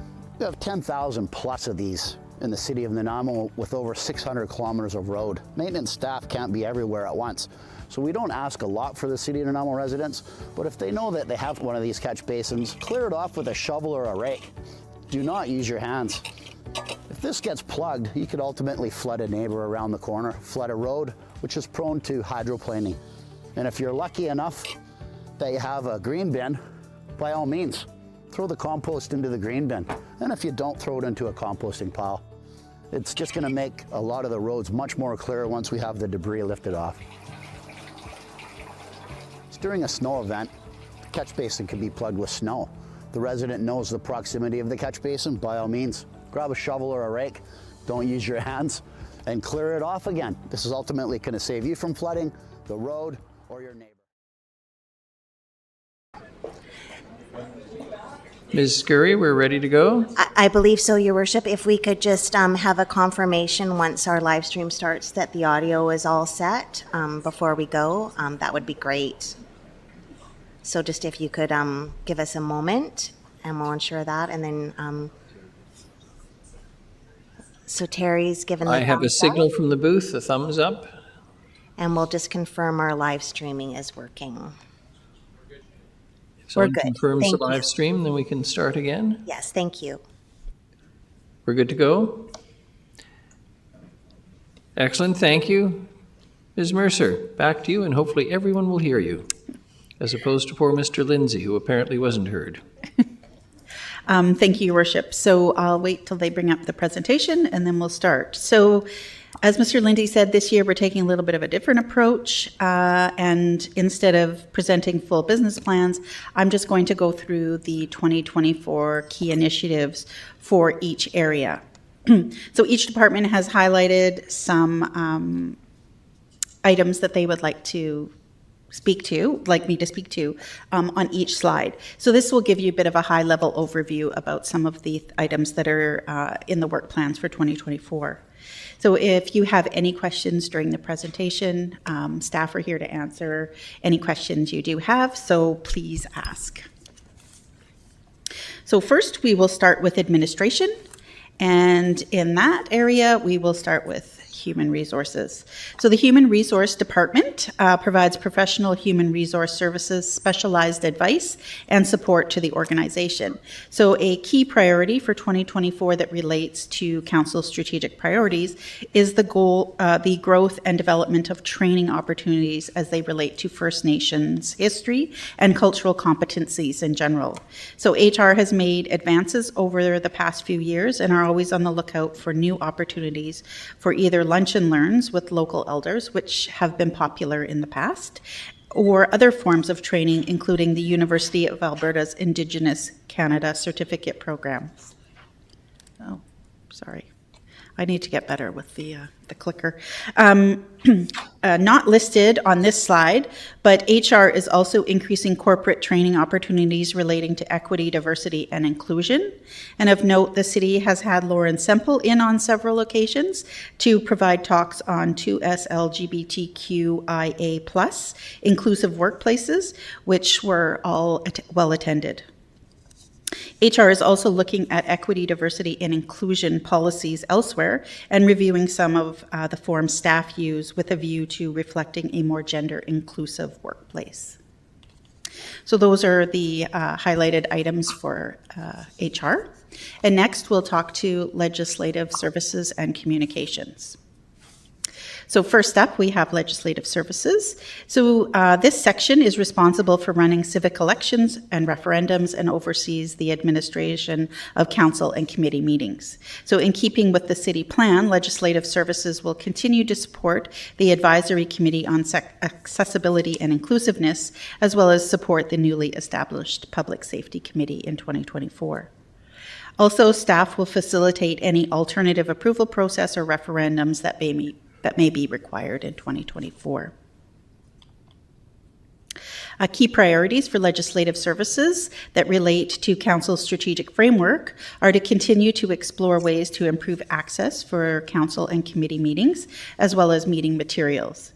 They will continue to work on the records management program that has been underway for a few years, as well as continue the implementation and training for the city's privacy management program to ensure alignment and privacy compliance in city initiatives. Next, we have communications. So the communications section supports council-approved initiatives as well as ongoing city operations and programs. So in 2024, the communications staff will work on revising the city's internal style guide to ensure inclusive language is being used for municipal communications, as well as it was identified as a priority action from the city plan. In addition to this, staff will continue to enhance the use of technology and software, such as SharePoint Online and Get Involved in Nanaimo, to improve communication processes both internally and externally. In alignment with Council's strategic framework, communications will continue to explore opportunities to enhance communication through programs and initiatives such as emergency preparedness and zero waste.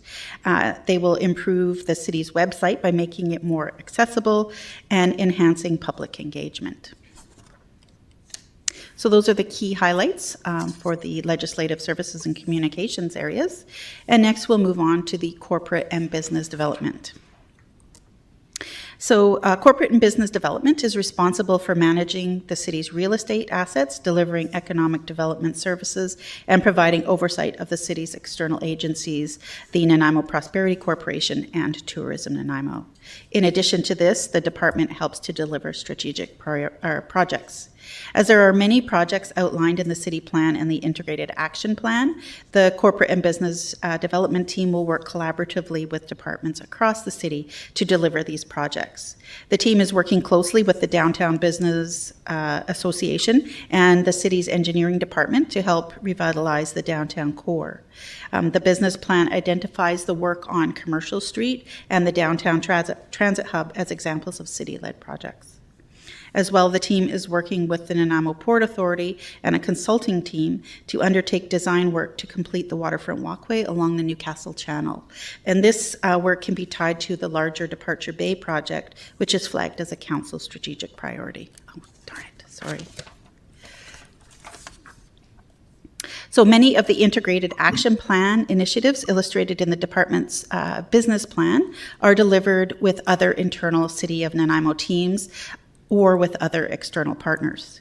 So coordination between external partners involves staff working with Tourism Nanaimo and the Nanaimo Prosperity Corporation to help coordinate joint initiatives such as the branding work that is being done. Staff are also working with Tourism Nanaimo and the Conference Center to ensure joint marketing and meetings and event tourism have a maximum economic impact on the downtown core. The team will continue to work with staff from other departments to help deliver the key projects from Council's strategic framework. So projects include the Waterfront Walkway, One Porch Drive, the South End Community Center, the RCMP expansion, and multiple downtown capital projects. The Council's strategic framework outlines communications with the public as a key initiative. And to this end, the corporate and business development team will continue to work with communications to ensure the public has access to information on key city initiatives.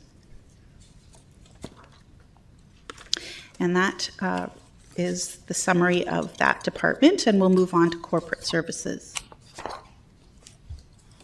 So first we have finance.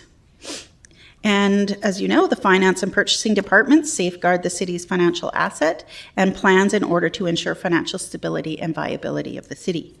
So one of the deliverables identified in the city plan and the integrated action plan is the review and update of the DCC bylaw. So work on the update was started in 2023 and will continue into 2024, and Finance will continue to support this project through to completion.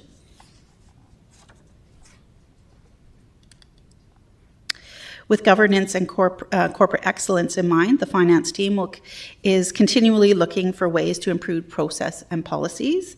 So examples of this for 2024 are that the purchasing department will look for opportunities to advance the sustainable procurement program, and the Revenue Services Department will continue to support the cemetery operations review with an eye on process improvement and consistency with other municipalities.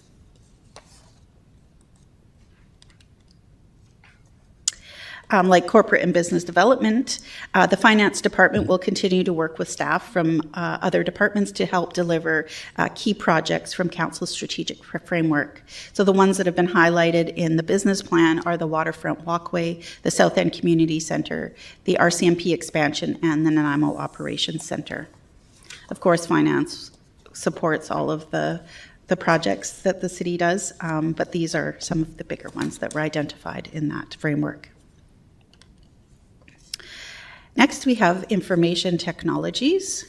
So the IT department provides leadership in the innovative application of technology, geographic information system or GIS services, and the city's website, desktop and mobile computing, network, and voice technologies. So the IT department will play a pivotal role in achieving two initiatives relating to the 5-year technology roadmap and digital strategies that are outlined in the integrated action plan. With assistance from consultants, IT will establish its 5-year technology roadmap and digital strategy that, in addition to cybersecurity and network plans, will include the city's fiber optic and intelligent cities milestones. I will get better at this by the time we get through the 85 slides that we have on this. With an eye to increasing governance and corporate excellence, the IT team will utilize cybersecurity audits completed in 2023 to build a multi-year cybersecurity roadmap that includes hardware, software, and staff training investments. They will continue to onboard departments into the Corporate Asset Management System, or CAMS, and for example, fleet and water distribution assets will be added to the system in 2024. They remain focused and will staff accordingly to successfully configure and test all of the new ERP system modules so it's ready for implementation in the summer of 2025. They will help to complete the implementation of the new permitting software system and continue to implement electronic document records management systems with legislative services. Next, we have police services and RCMP. So the city contracts the RCMP for policing services and provides the building, equipment, and support staff for the RCMP through the business or the police services department. The detachment capacity issue continue to be an ongoing stressor for both staff and operations. So police services staff will continue to support the RCMP and the city in the implementation of the design, development, and construction of a new detachment to address these capacity issues. And like police services, RCMP will be heavily involved in this project as well to complete a revised detachment. In alignment with Council's strategic framework priority for social health and public safety, foot patrols have been occurring in the downtown core and high crime areas since June of 2023, and this work will continue into 2024. The Special Investigation Targeted Enforcement, or SITE, is active in Nanaimo, and the RCMP is seeing success through the cooperative efforts with a dedicated Crown Council and probation teams. And the Senior Crime Unit will continue to proceed with investigations on homicide files. So charge approvals to date have been completed on 6 of 13 files. So that work will continue into 2024 on these files.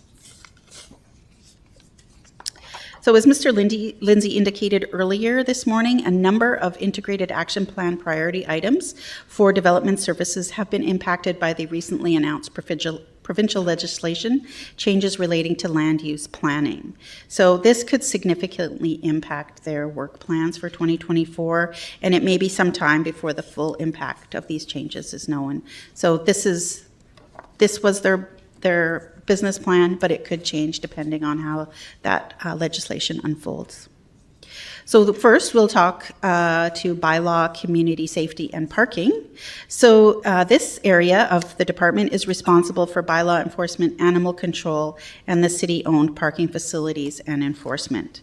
So to enhance public safety in the city parkades, new CCTV systems are being installed in the Harbourfront Parkade and the Port of Nanaimo Centre Parkade. And the contract for that was just awarded.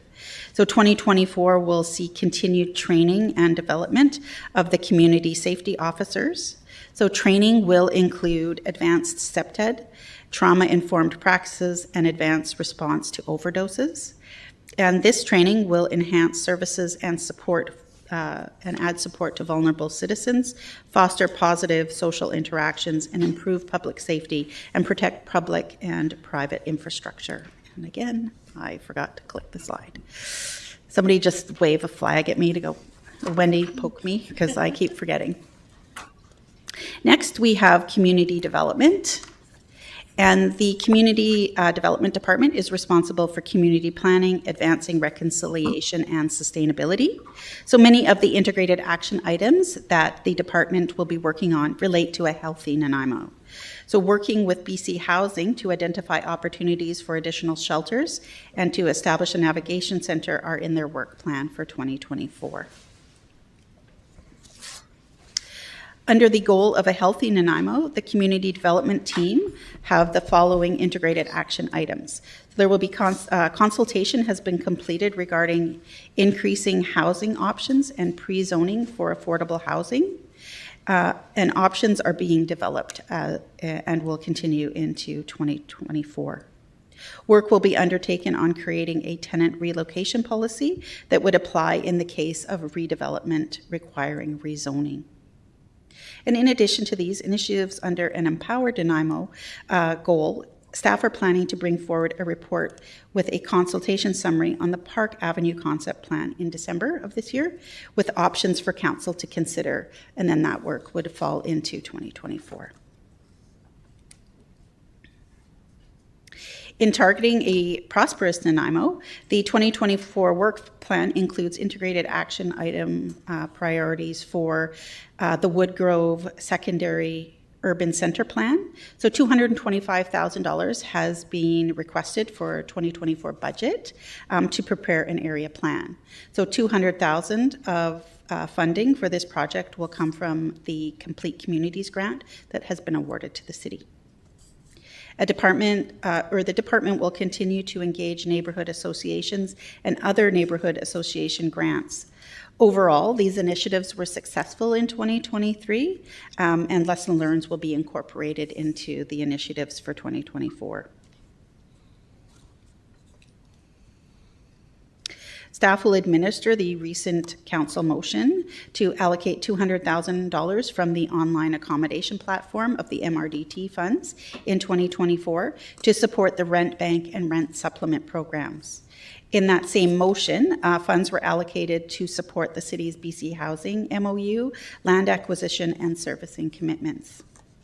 In early 2024, community development staff will be reporting to council on the city's short-term vacation rental program, including an evaluation of the impact of an alignment with the recently announced provincial legislation. And both of these items relate to the city plan goal of a healthy Nanaimo. To help support and empower Nanaimo, the community development team will continue to administer heritage building tax exemption grants, heritage facade grants, and the heritage home grant.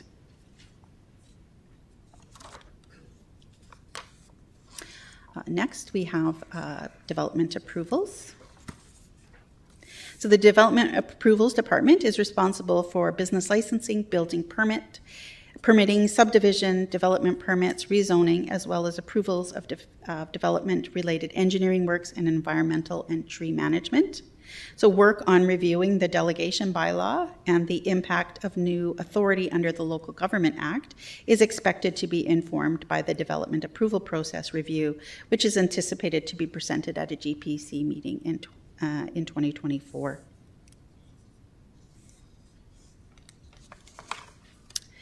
In support of the city plan goals, staff will be reporting to council in early 2024 on the city's short-term vacation rentals. Did I already say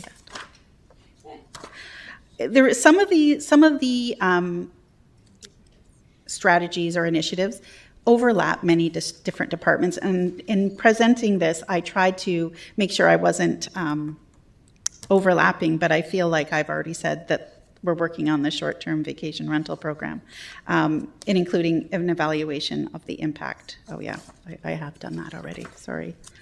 There is a lot of information in this, and trying to pull out just the important stuff is sometimes a challenge, so I apologize for that. That's the worst crime of the day, Ms. Mercer, you'll be fine. So, pardon me, sorry, what's that? If that's the worst crime of the day, you'll be fine. Okay.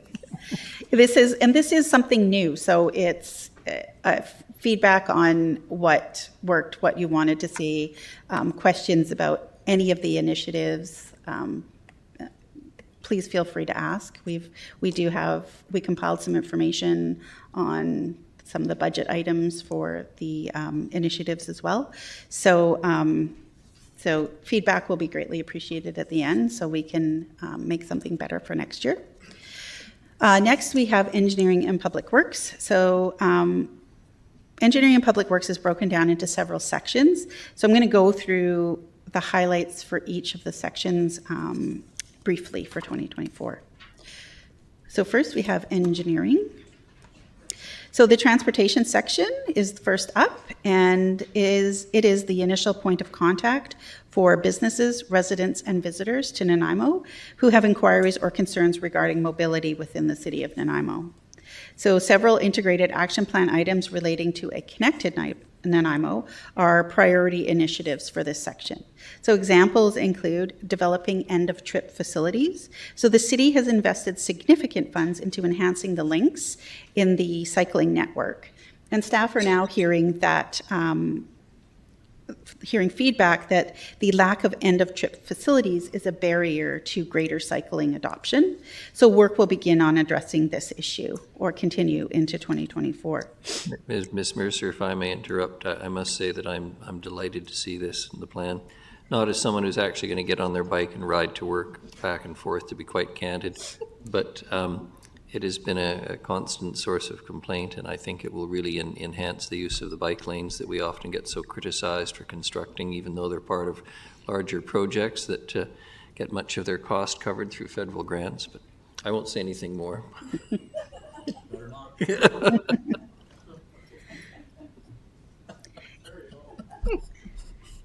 Enhancing traffic safety is also an item that will be in the work plan for 2024. So speeding is one of the most common inquiries received by transportation staff, and enforcement is applied through RCMP when possible. However, those resources are often directed to other priorities. So traffic calming is the tool the city has to manage these growing concerns. So that will be looked at in their plans for 2024 as well. The municipal infrastructure section looks after the city's asset management and longer-term needs for water, sanitary sewer, and stormwater.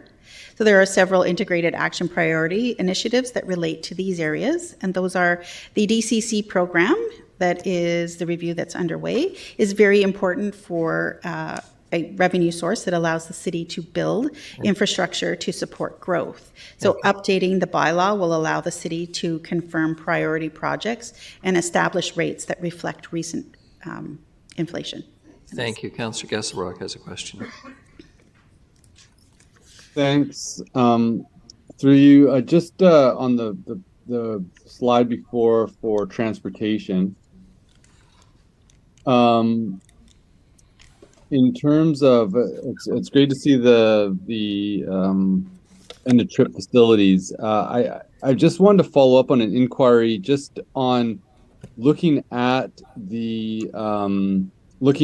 our bike network and where it's currently at, and in terms of where current gaps exist for completing this minimum grid concept between the downtown VIU hospital and to the north. I'm curious if that is something, it's more of an information report to start off with, to potentially build on increasing initiative in that area should it be necessary. But I'm curious, would that most appropriate? I know I made that inquiry in the past for that information. Would it be more appropriate to ask for a GPC potentially on that to get the ball rolling, investigating a bit further? Mr. Sims, please. Thanks, Your Worship. Good morning, Council. Just briefly, this is part of this. We've taken the previous suggestion to heart, certainly, and we've got some discussion in the upcoming project plan presentation a week from today that will cover this, this exact item. But I think the point is well taken. If there's more information, more discussion around how the network would work and how we could advance it, that could happen at a GPC for sure. And just to just to add to Ms. Mercer's comment about traffic calming, that'll be in front of council next month, in fact, or pardon me, next week for traffic calming. Just a little bit more of a discussion and an update. Great. Well, I'll await the discussion sort of at the project when those items come forward, and then we can take it from there. Should we proceed with a GPC or something like that, I could propose it. Thank you. Thank you. In order, Councillors Manley and Hemmons, please.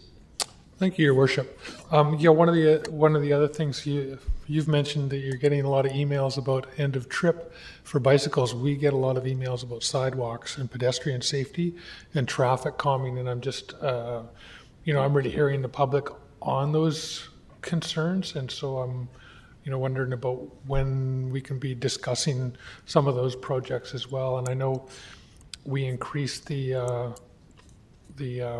fund for sidewalks, but I can't remember what the figure was. It was $1,000 a meter or something for sidewalks. It's more than that. More like 2 or 3.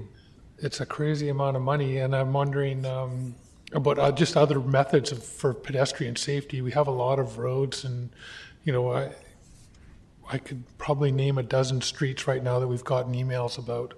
And this, in particular, the extension area right now with the sandstone development, there's a lot of concern about Extension Road, Hammond Bay area, et cetera, et cetera. So I'm wondering when we can Worship, some of these things. Sorry. Go ahead. Yeah. Sorry, Your Worship. It's a good point, and or something very alive to, and it is something that I would say the transportation group is receiving an avalanche of those requests. Some of the that you may not see yourselves, but generally the pedestrian unallocated is where that is used, as well as any other ongoing transportation projects. But if you've got the annual budget for pedestrian unallocated is $300,000, which will get you half a block of sidewalk in these days. But in the last few years, councils increased that budget to $1 million, usually from the Strategic Infrastructure Reserve, which has enabled quite a significant improvement. And we've actually received some positive feedback from the Advisory Committee on Accessibility and Inclusion, as an example, for noticing that the improvements to accessibility.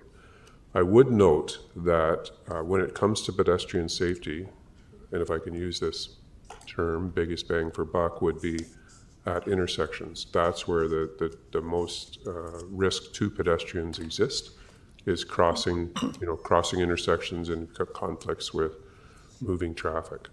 So while it would be nice to have a sidewalk on every street, and that is certainly part of the active transportation network, the focus is going to be on urban nodes or urban centers, I guess, or the central areas, and things like we heard the other night, Beach Drive, where there's a desire for sidewalks along beach. When there's very, very little traffic, it's maybe not a place where you want to prioritize investment in a couple $1,000s a meter for sidewalks, plus more for storm drainage infrastructure. Mr. Lindsay was reflecting the other day that probably 20 odd years ago, Cosgrove, in the Solera area received a Departure Bay area, I should say, received a sidewalk, and suddenly traffic sped up because people were walking away from the road. And before it was a gentle residential street, you put a sidewalk on it, and you've increased speeds, and so now we get a request for speed bumps or traffic calming. It's just this sort of ongoing thing. Now, Extension Road is certainly a hot topic, and there's a traffic calming plan coming forward to you on Monday about that to review. So I hope that sort of touched on most of your questions, Councillor Manley. Sure, just a quick follow-up. The cost that we're talking about, a couple of $1,000s per meter, that's cement, I imagine. There are cheaper options. Is it cheaper to use asphalt for sidewalks and potentially? Your Worship, we have done so in the past, and it's not a bad option, and it's something that we can sort of review in the future. But it always feels like a stopgap. And in places, Councillor Manley mentioned Hammond Bay Road. We're certainly looking at, through operational funding, just by changing the white lines, we can sort of create a little bit more, so narrower lanes, just in theory slow traffic down, but also provide some wider space for active transportation on those difficult sections. Thank you. Your Worship, can I just add on just a quick comment? Because I think this is getting at the heart of why we tried to modify our approach this year and really much condense the business plan presentations today to give you space more next week when you can get into these really good discussions about like how much do you invest in each of these priority areas? Does council want to play with those levels? Do we want to increase investment in certain areas? I think we want to leave space next week when we're going to do an introduction about capital and what we plan on doing with the envelope that council currently has for funding, but have this really good discussion as we move through the budget process. Thank you, Mr. Lindsay. Councillor Himmins and Councillor Thorpe. Thank you, Your Worship. Two questions, one inspired by Councillor Manley's. 2024, have we budgeted $1 million for pedestrian unallocated, or are we back to 300,000? Your Worship, we're back to 300,000 again. That, again, as Mr. Lindsay just said, that this is really a decision point that you could consider as you develop the capital plan. And if we bumped it up from 300 to $1 million 4 years in a row now? Is that accurate? Okay. Be interesting to see when we come to debate that, the value, like the number of projects we've been able to complete with that tripling of budget.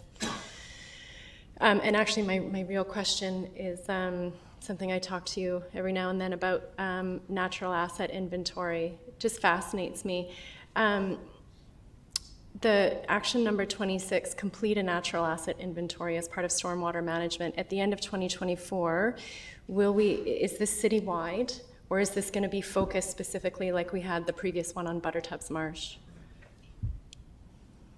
It's a good question. Thank you, Councillor Hemmons. Your Worship, this has been on our work plan for a number of years, and it's a staff capacity challenge, and it was, we're actually trying to get that work out the door as we speak to get it started. But an unanticipated absence has sort of put us off again on that one. But to answer your question directly, it's intended to provide an entire city approach of natural assets on the focus of stormwater management.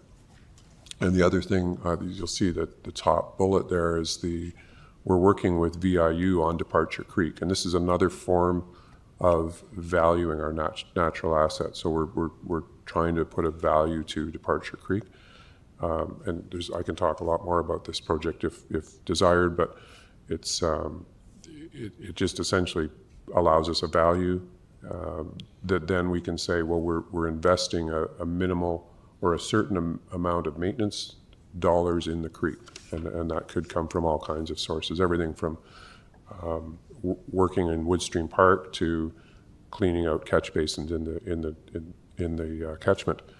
So it's an illustrative way of saying that Departure Creek has a certain natural value that we can reflect back to the community, and also gives us a goal to shoot for maintenance of that creek. So we're going to apply that logic. We're working with two other municipalities, VIU, to apply that logic and start to build cases for a relatively easy way of valuing natural assets. Brilliant. Thank you. Sorry, more detail you needed. Councillor Thorpe, please. Thank you, Your Worship. If I may, through you to Mr. Sims, and I'm not being cheeky because I mean this seriously. When we look at end-of-trip facilities, which I think are important and I support, I hope that we are also keeping in mind end-of-trip facilities for the 86% of trips that are made in our community by automobiles. And so when we want to get people to come downtown or come to Maffeo Sutton Park, and yes, some will bicycle and some will take the bus and some will walk or whatever, most people are still using their cars and they're not going to stop doing that. I hope we're not totally ignoring the need for parking facilities, because many of our projects, as good as they are, do take away street parking and downtown parking, and we're seeing that continually. So I would appreciate some comment on that.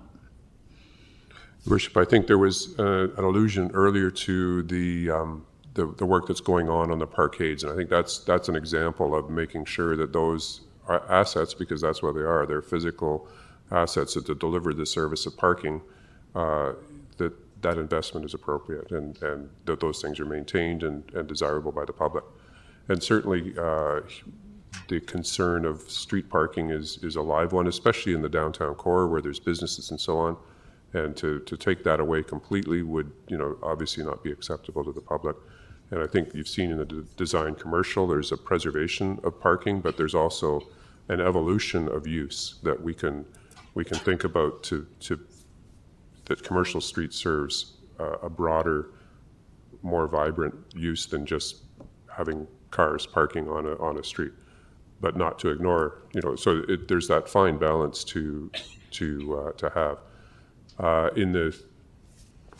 don't want to promise a time, but I believe in the next year or so, we'll have a discussion with council about parking philosophy. The value of parking. It's incredibly cheap in a lot of cases in the downtown core, and there's a value to it.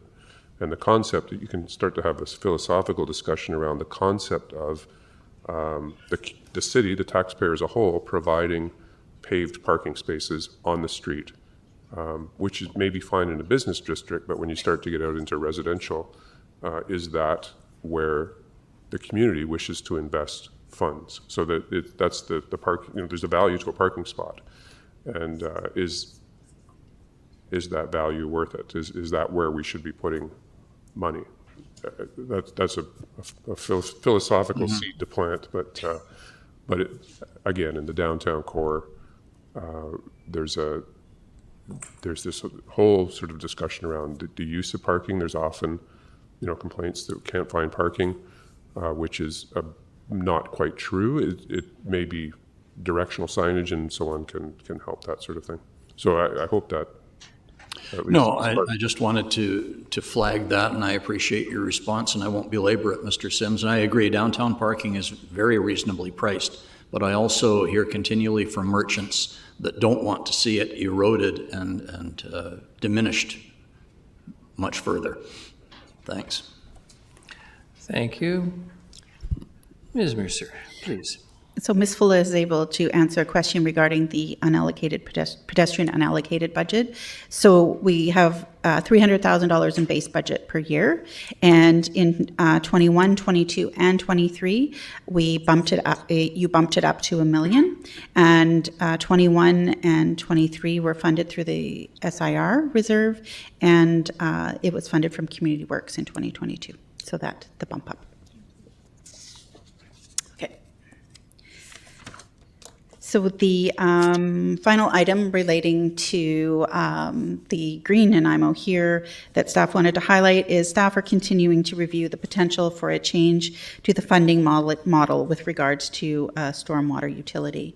And that will be work that will be presented sometime in the new year. The municipal infrastructure section will continue to support both development review requirements for infrastructure and asset management. That encompasses a lot of different initiatives. The major capital project section is responsible for the delivery of the majority of capital projects in the city. So supporting economic, cultural, and community growth downtown has been a focus of council. So the 3rd Street upgrades, design commercial, downtown's transit exchange, and the Terminal Avenue corridor improvements are all managed by the Major Capital Projects Group. So all of these projects are geared towards moving people in and out and through downtown, which in turn supports a green, connected, healthy, and prosperous Nanaimo.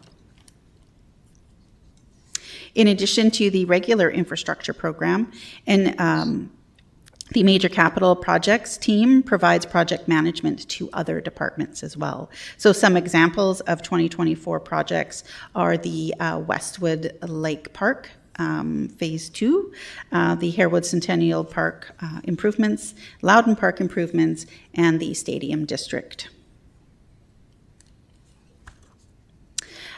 This slide lists some specific examples of projects underway that are supported by the Major Capital Projects team. So these particular projects are high profile. However, there are many smaller projects that make up the overall program.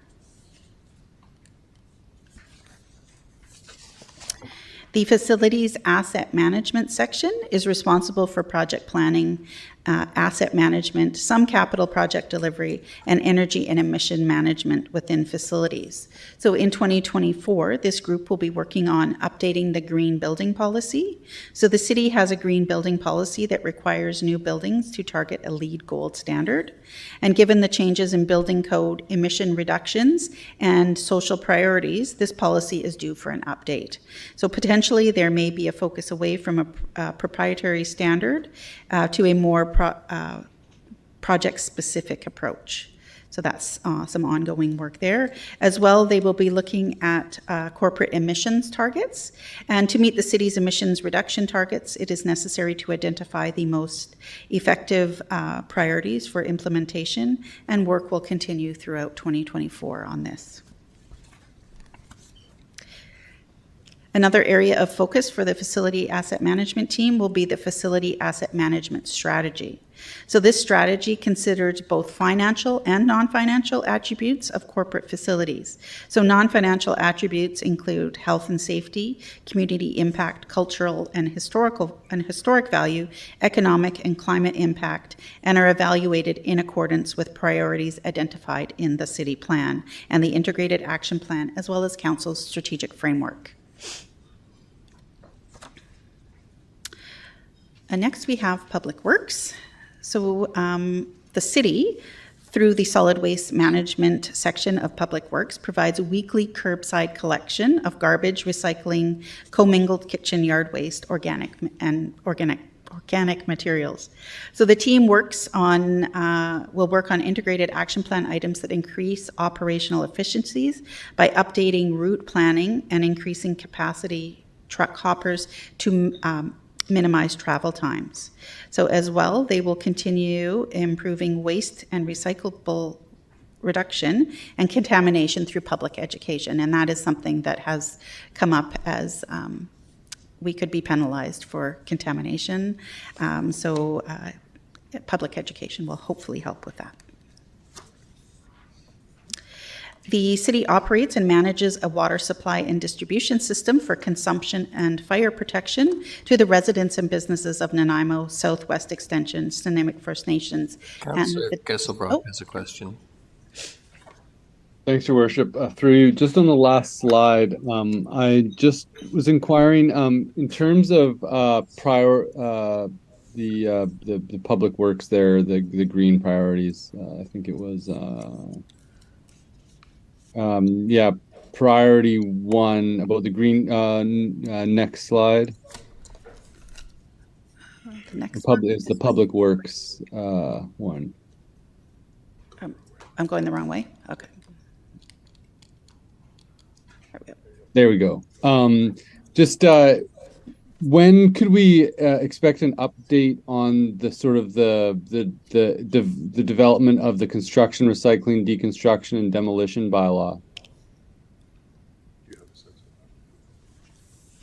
Worship, I believe that one is obviously a 24 work plan. I don't know the timing of that at this point. We'll be working closely with the regional district on it.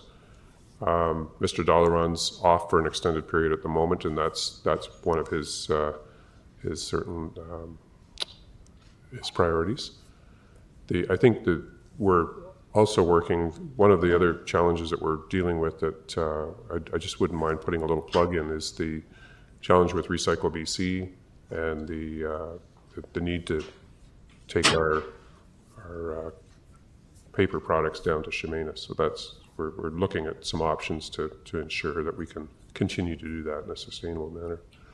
But certainly the other bylaw is a priority, and it's on his work plan. Okay, great. Yeah, I'm thinking, with the BC legislation of the fourplexes being allowed on any lots, I think there's going to be quite a few coming home and a lot of old growth timber that we could be salvaging. So thank you. Okay.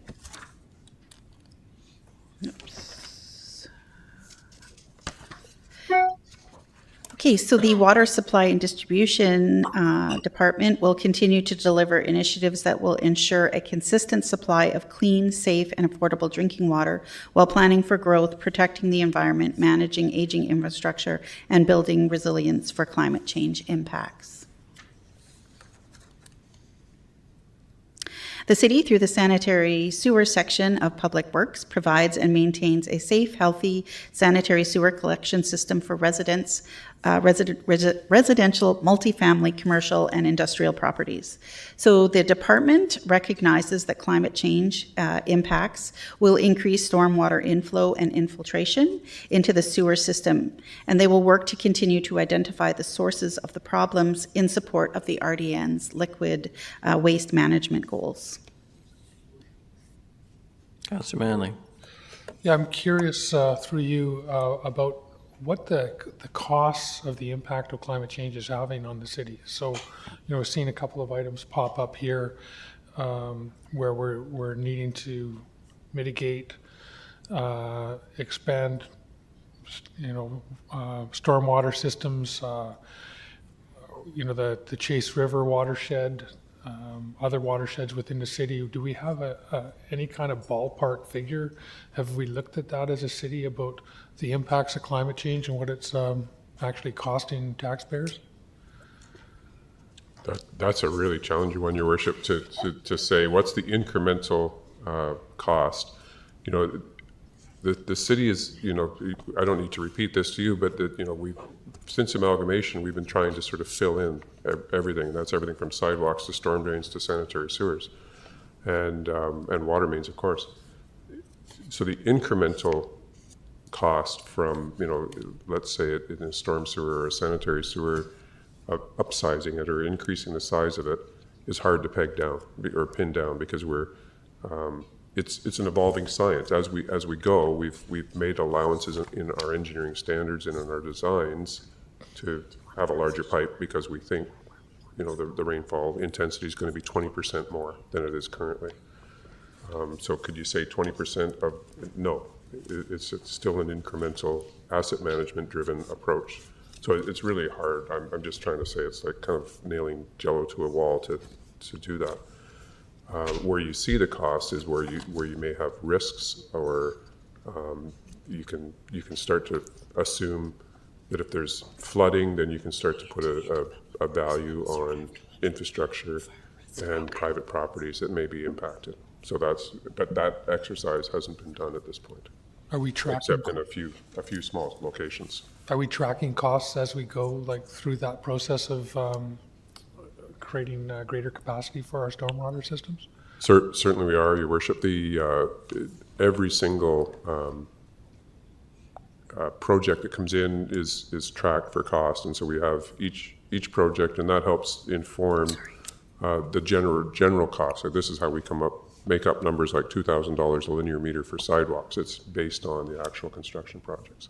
So again, the challenge is as using storm drainage as an example.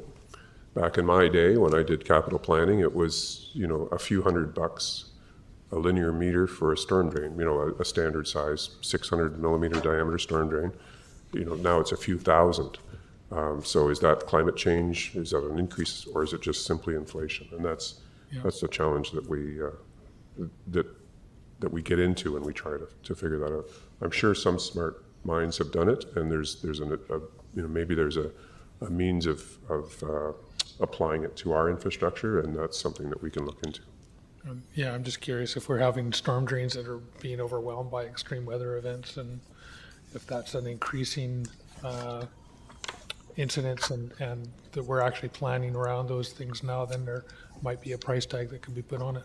Worship, we are indeed planning. There was an area in North Nanaimo off, sorry, I've forgotten the street, but where it became overwhelmed twice. There was an intense storm in 2 different years that overwhelmed the same system. So you could say there's an example of a project that was a few $1 million to replace and upgrade that particular storm drain that was overwhelmed and created some private property damage that was a result of climate change and this intensification of rainfall. Okay, thank you. Okay.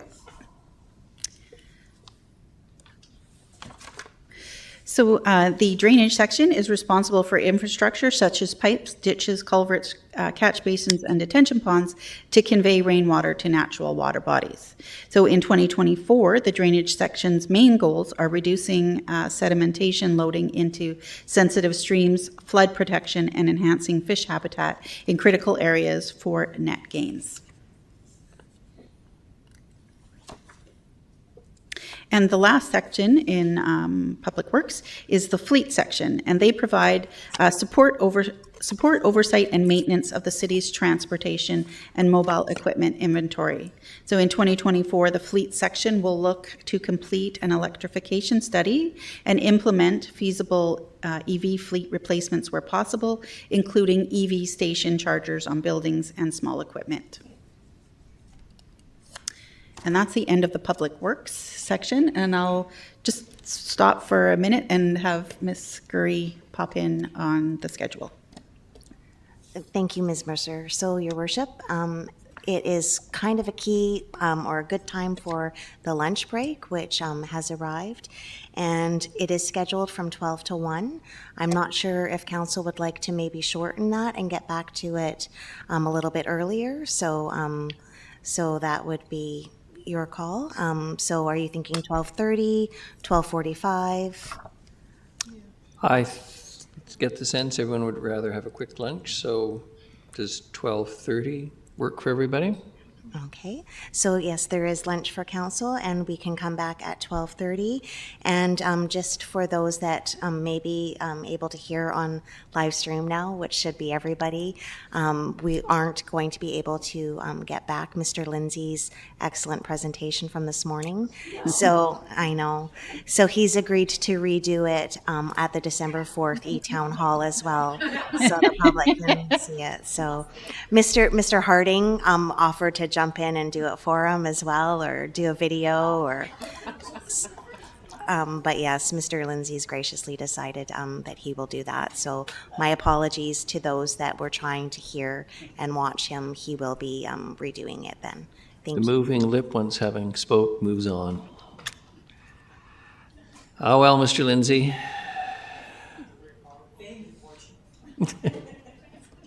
Thank you. We will reconvene at 12:30 then, everyone. Thank you so much. Thank you for the staff for work this morning and the attendance.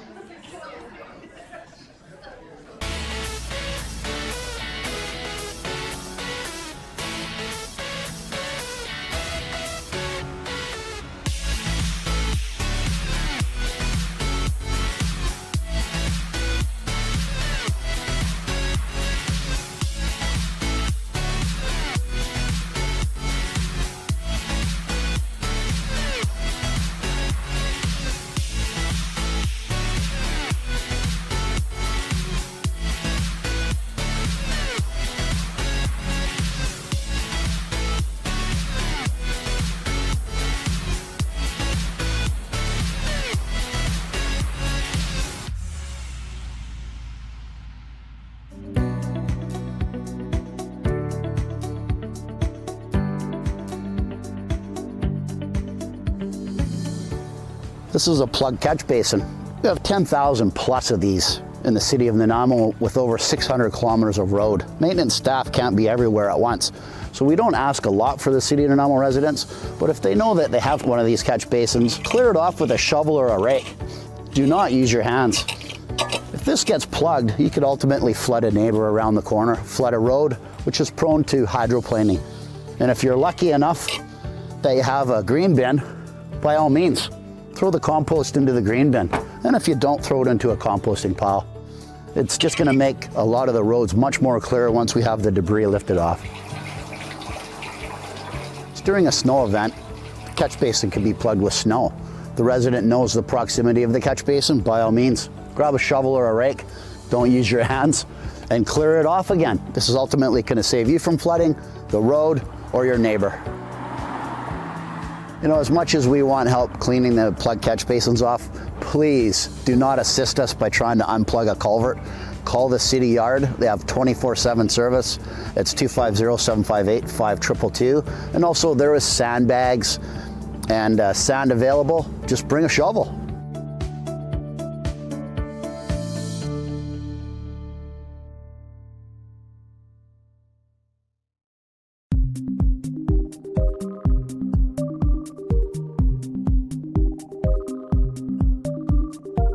This is the 2018 redux of the lighting at Nanaimo's historic bastion. I've had the pleasure of being part of the relighting project on this amazing building in downtown Nanaimo.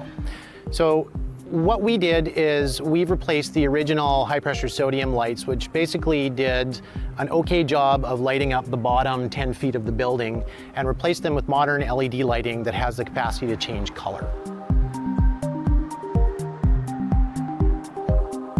We can run through a number of different colors that we have pre-programmed here in a pink, a purple, a green. Probably my favorite on here is Rainbow Chase for Pride Week. It'll actually run all the way around the building all the time. With this new technology, organizations can now request that the bastion be lit to promote their cause by going to the City Nanaimo website and following the instructions. Go to Your Government, Bastion Lighting Requests, complete the lighting request form, and submit. You will hear from us within a couple days if your request has been approved, and the bastion will be lit in the colors that you have requested. If you have any questions, please contact the Mayor's office at 250-755-4400. So the next time you're in downtown Nanaimo at night, come on and check out the new dynamic lighting at the Bastion.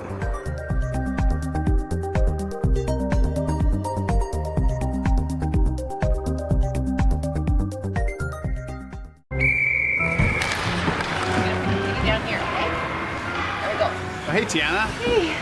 This sure is the coldest rink in town. Oh, yeah, buddy! Nice save, James! Wow, your goalie is keeping you guys in the game. Cheers.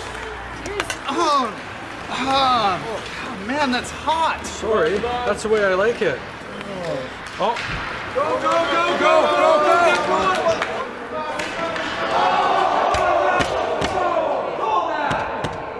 Penalty shot!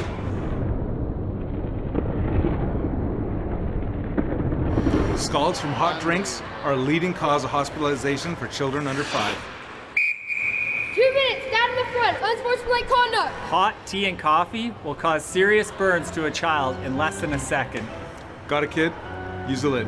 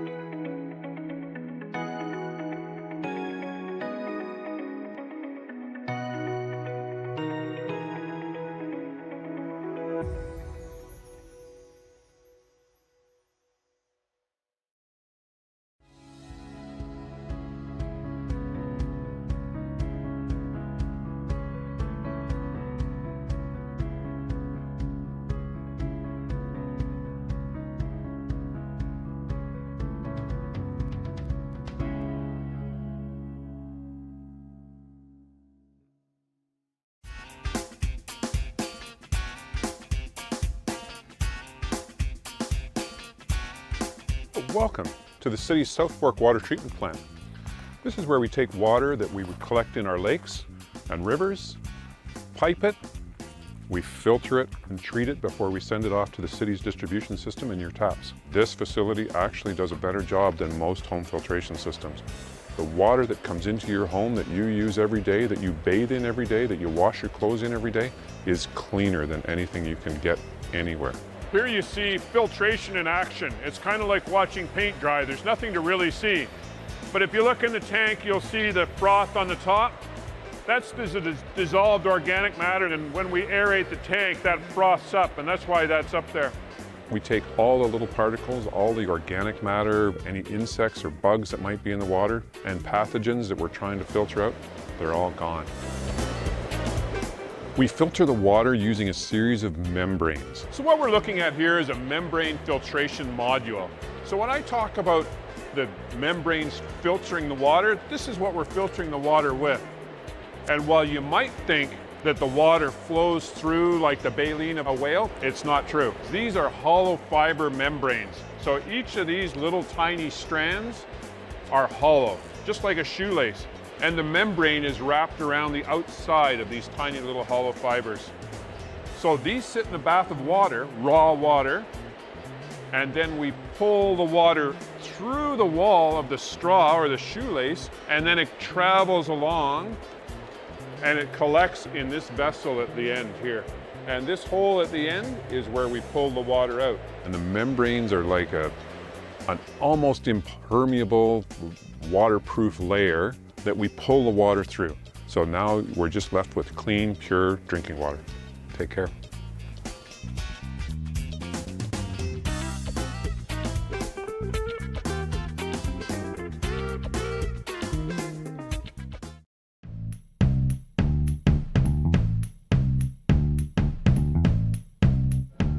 What we have here is the real ice technology that was installed at the Nanaimo Ice Center. It allows us to use cold water from traditionally hot water that we used to use for making ice.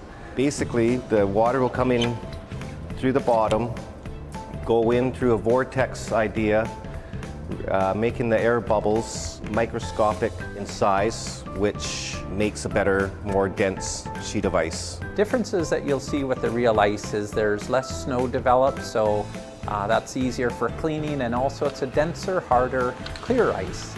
So the ice skaters will certainly enjoy that. And the city plans to implement real ice at our other two arenas as well.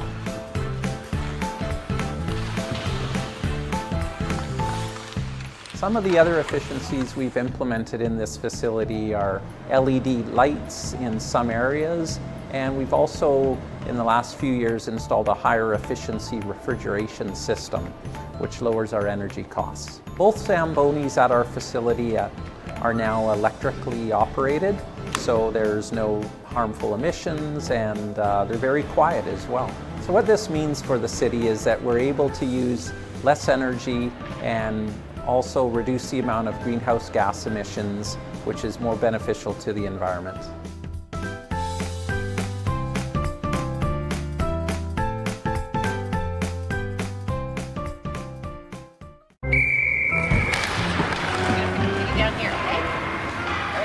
Hey, Tiana. Hey.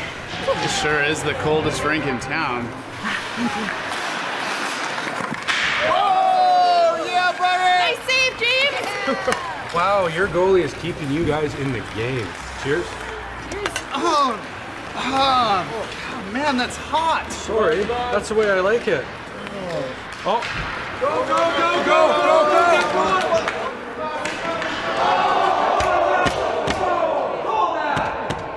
go! Penalty shot!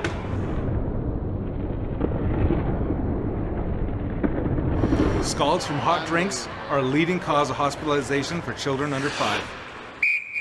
2 minutes, stand in the front, unsportsmanlike conduct. Hot tea and coffee will cause serious burns to a child in less than a second.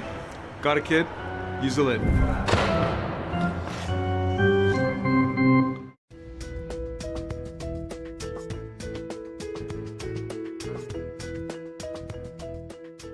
We're here today to make a couple street names. There was some vandalism in town, and we're just going to make a replacement. And the roads today we're doing are Dundas Street, on Bruce Avenue. They're all 8-inch, and we use 3 different sizes, mostly 24-inch, 32-inch, and 36-inch. We do use a consistent font with street names. This is actually my metal blank, so the only material here is the material that I actually will cut out in vinyl.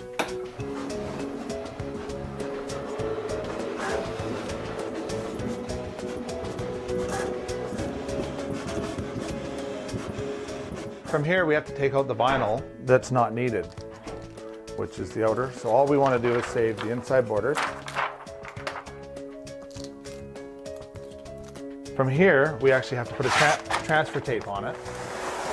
And what this does is it allows us to take the blue vinyl and pull it away from the clear backing that it's on, so we can apply it to our aluminum blank. Now that we have our 2-sheeted piece of vinyl, we take our aluminum blank, which has high intensity diamond grade, which you can see behind me. We have all different colors. We have orange, yellow, white, depending on the type of signs. Most of our white signs are regulatory, and the yellow ones are warning signs. And right here, all I'm doing is pushing the transfer tape a little tighter to the vinyl. And then from there, we peel it back, our plastic, which basically leaves us with a big sticker. We put it on the aluminum.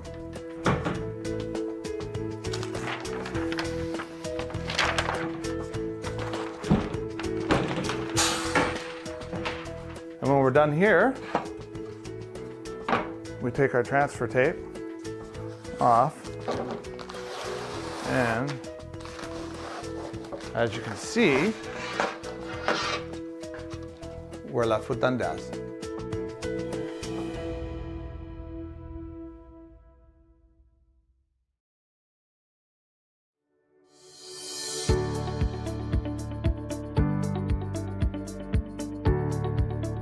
We're here at Bruce and Dundas. Somebody's stolen the street names that were here, so we're here to replace them. Our sign shop has just generated us 2 signs, so I'm going to go through the process of putting it together and reinstalling the street names. First thing, we got to center the signs. We do everything on this truck. We've got all the equipment on here to build, install, remove, repair, whether it's street signs, street names, posts, banners, Christmas decorations, and so forth. I'm going to basically just put the sign in the brackets, and we'll be doing both signs, of course. So I've got a cross bracket that I'm going to put in. And then add the top sign, which is this street we're on, Dundas. Sorry, do the same there. We put the street that we're coming up to on the bottom, so they all basically have the same. The cross street will be on the top. We got to put some bolts in to secure them so nobody will steal the street name. We're ready to go. I'll just put this back and we'll go out and install this where the missing one is. Every year we do what we call a stop sign survey, where we go around and check all the stops. We clean them, make sure they're in the right spots, in good condition, not bent, and we also clean the street names, make sure they're good. As we're doing that, if there's ones that we decide we want to replace, we do that at that time. This year we're looking at approximately about 120 sets. It's very expensive to do, but we're continually, weekly changing street names because of either them getting damaged or people breaking them and taking them. So I'll put this on, and then I put a bolt through to secure it to the post. There we go. And that's good, we're done. Dundas and Bruce Ave are now ready to go.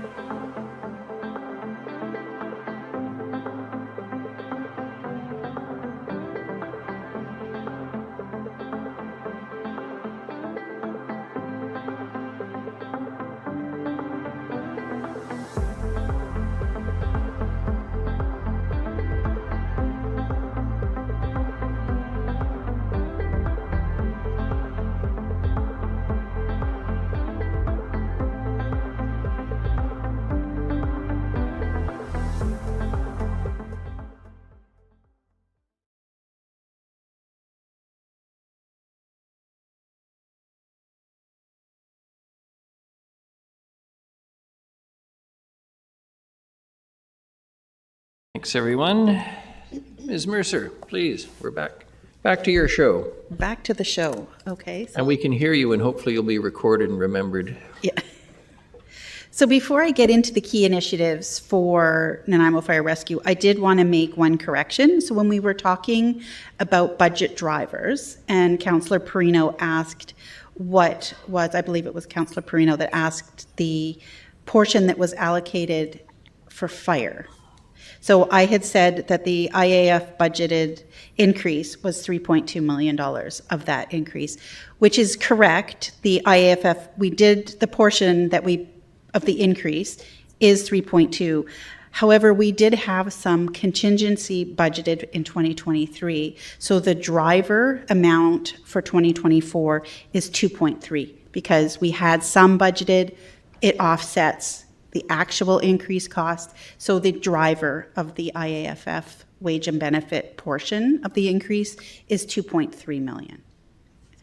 So yeah. So that, I just wanted to have some clarification in that, just because I had given you the wrong information. Okay, so the majority of the city plan initiatives for the Nanaimo Fire Rescue relate to a healthy Nanaimo. So NFR will be undertaking multiple fire smart efforts in 2024 to mitigate Nanaimo-wide wildfire hazards. So this includes fire smart fuel management initiatives on Protection Island and at Long Lake Heights. And they will also be hosting fire smart community preparedness meetings in addition to hosting an open house to strengthen fire smart public education.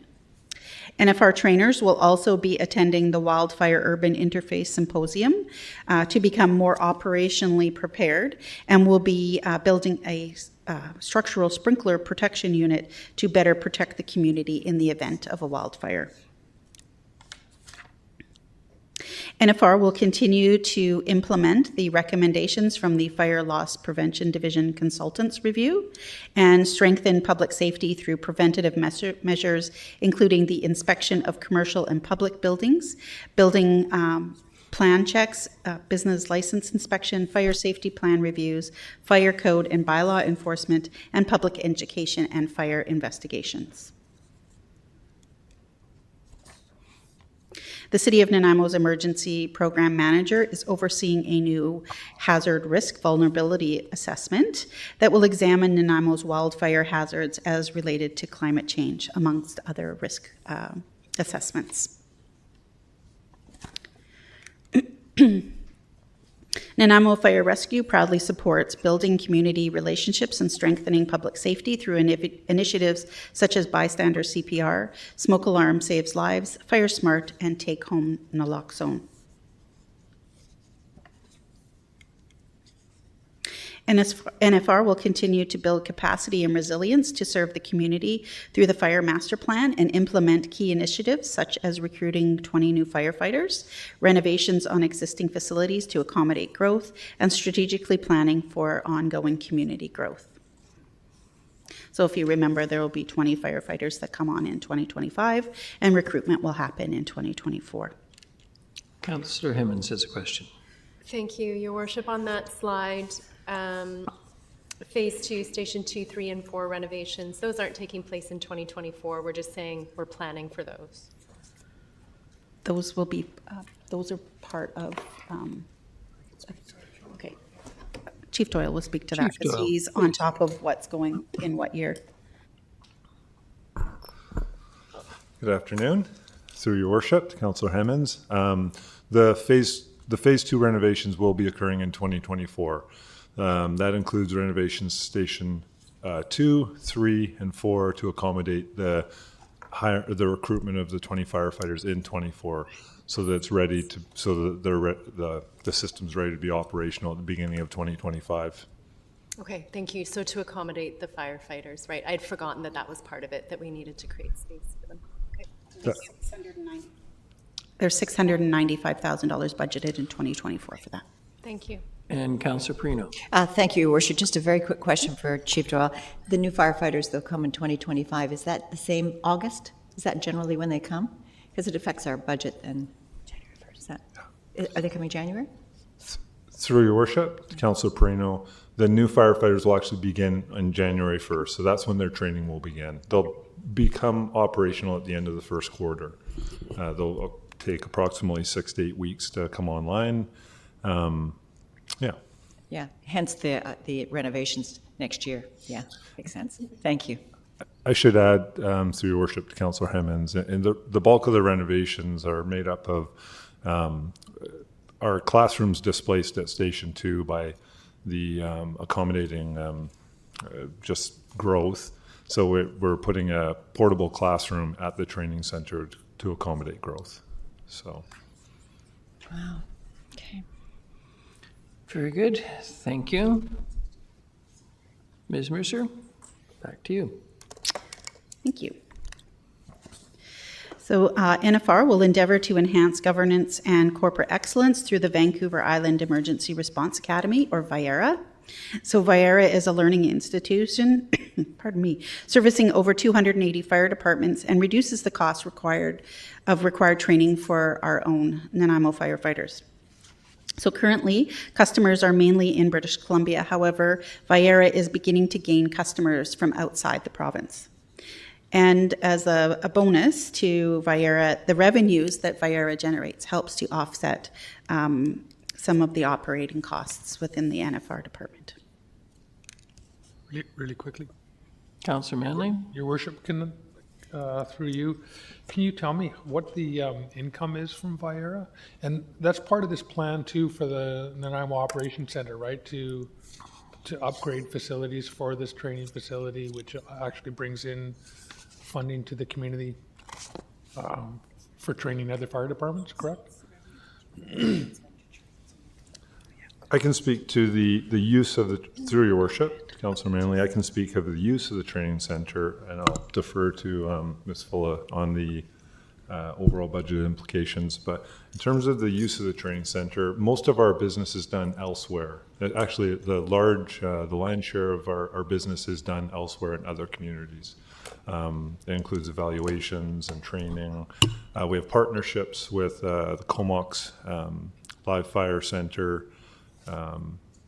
It distributes the use. Remembering that Nanaimo Fire Rescue also uses the training center. So, in fact, we're there practicing live fire today. So, that our training center doesn't get used by external stakeholders that often. Okay.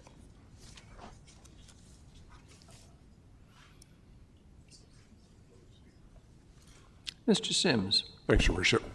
Excuse me.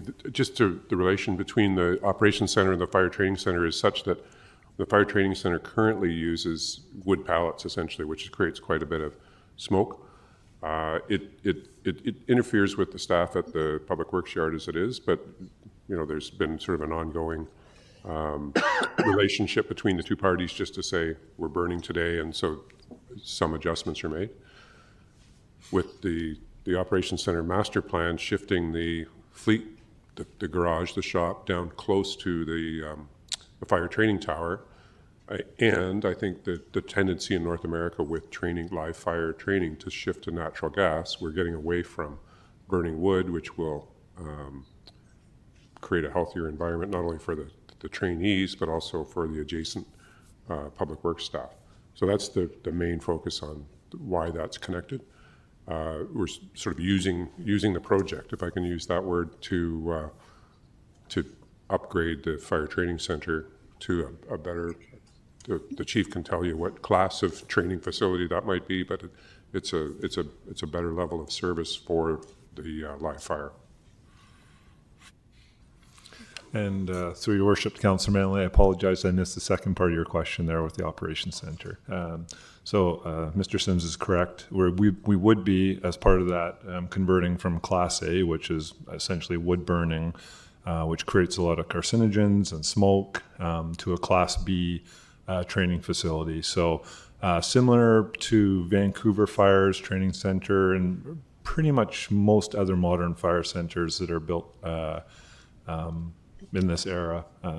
In the past, they did use Class A, but the heat's harder to control, creates carcinogens and smoke. So this would be kind of the more modern technology that we'd be switching to.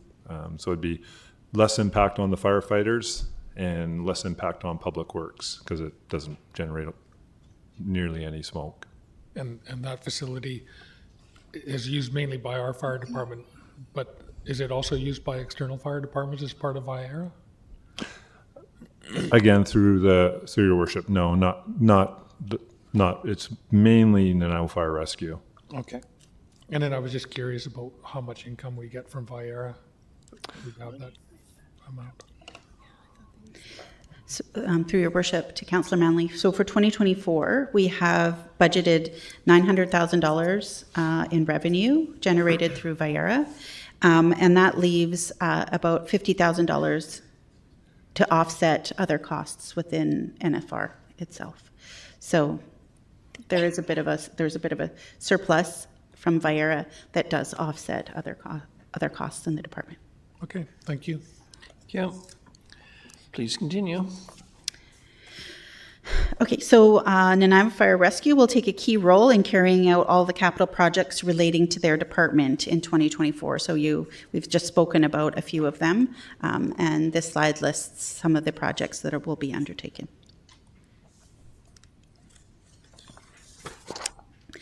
And we're on to Parks, Recreation, and Culture.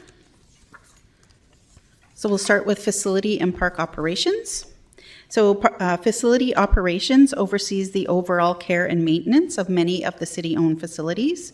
So in order to meet the emissions mandate, the Facility Assessment Management section in engineering, along with facility operations, continues to work towards the goal of making city facilities as energy efficient as possible.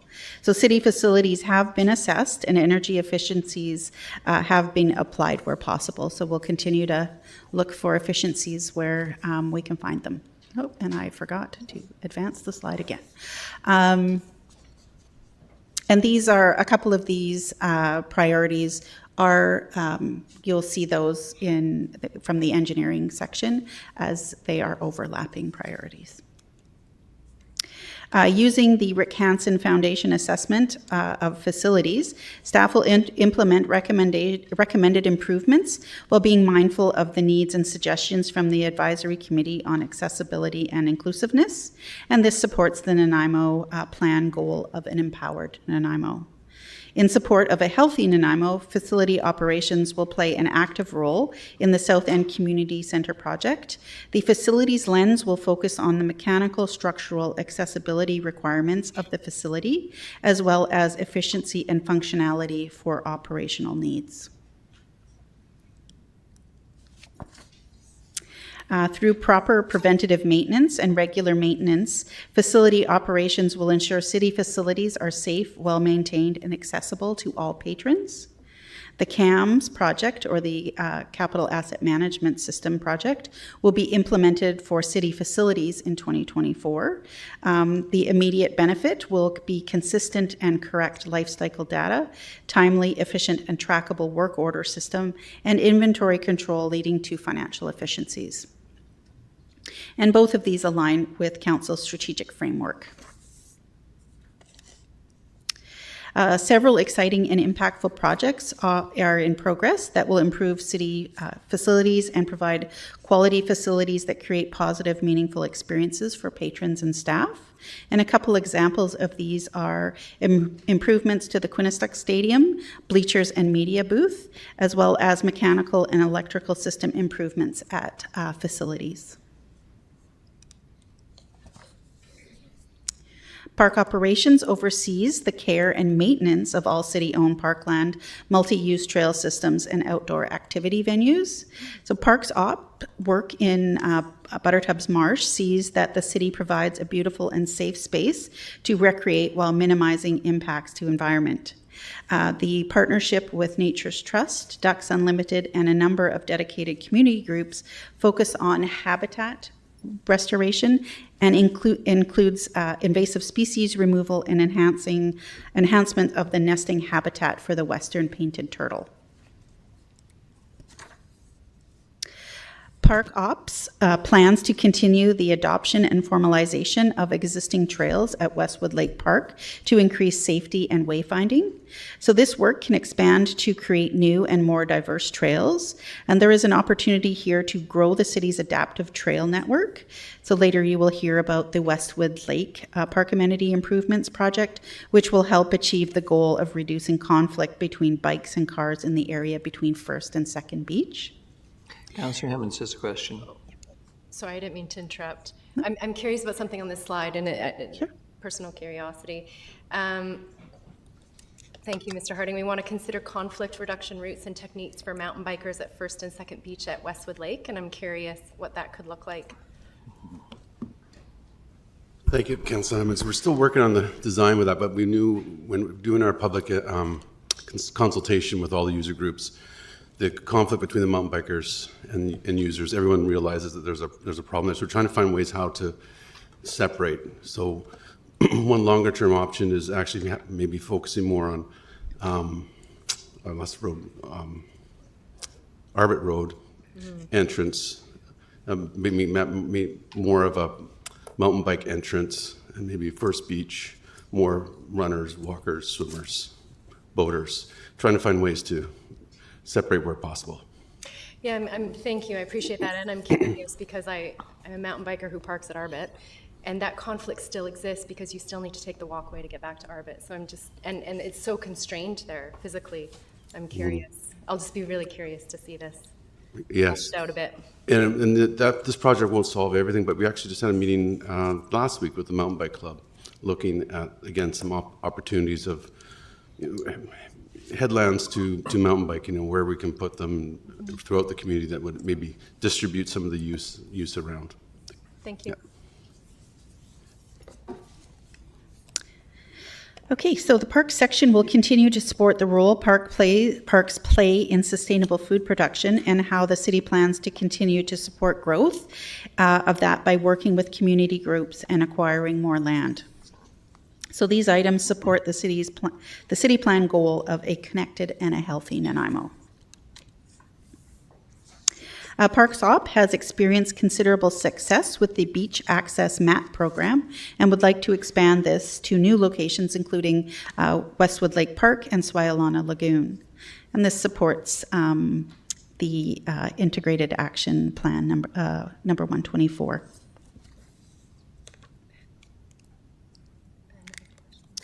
Councillor Gesselbrook.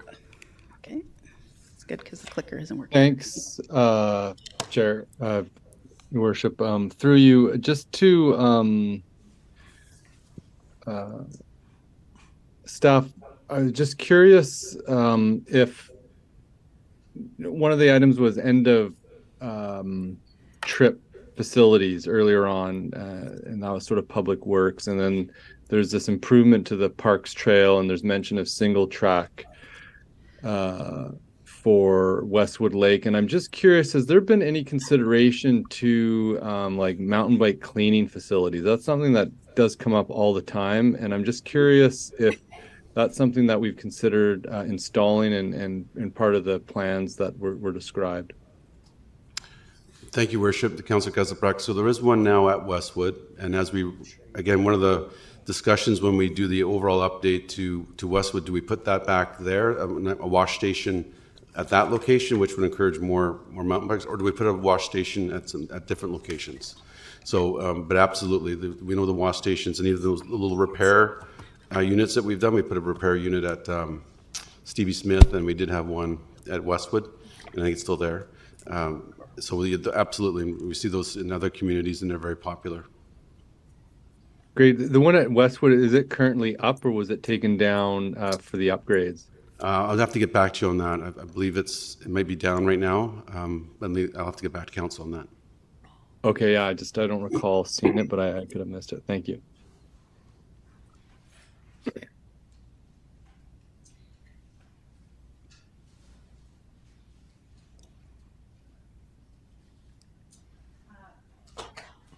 Replacing the washroom in Maffeo Sutton Park with a more universal facility is a key capital project with design work commencing in 2024. So staff plan to look into what other amenities this facility could provide in this signature water park.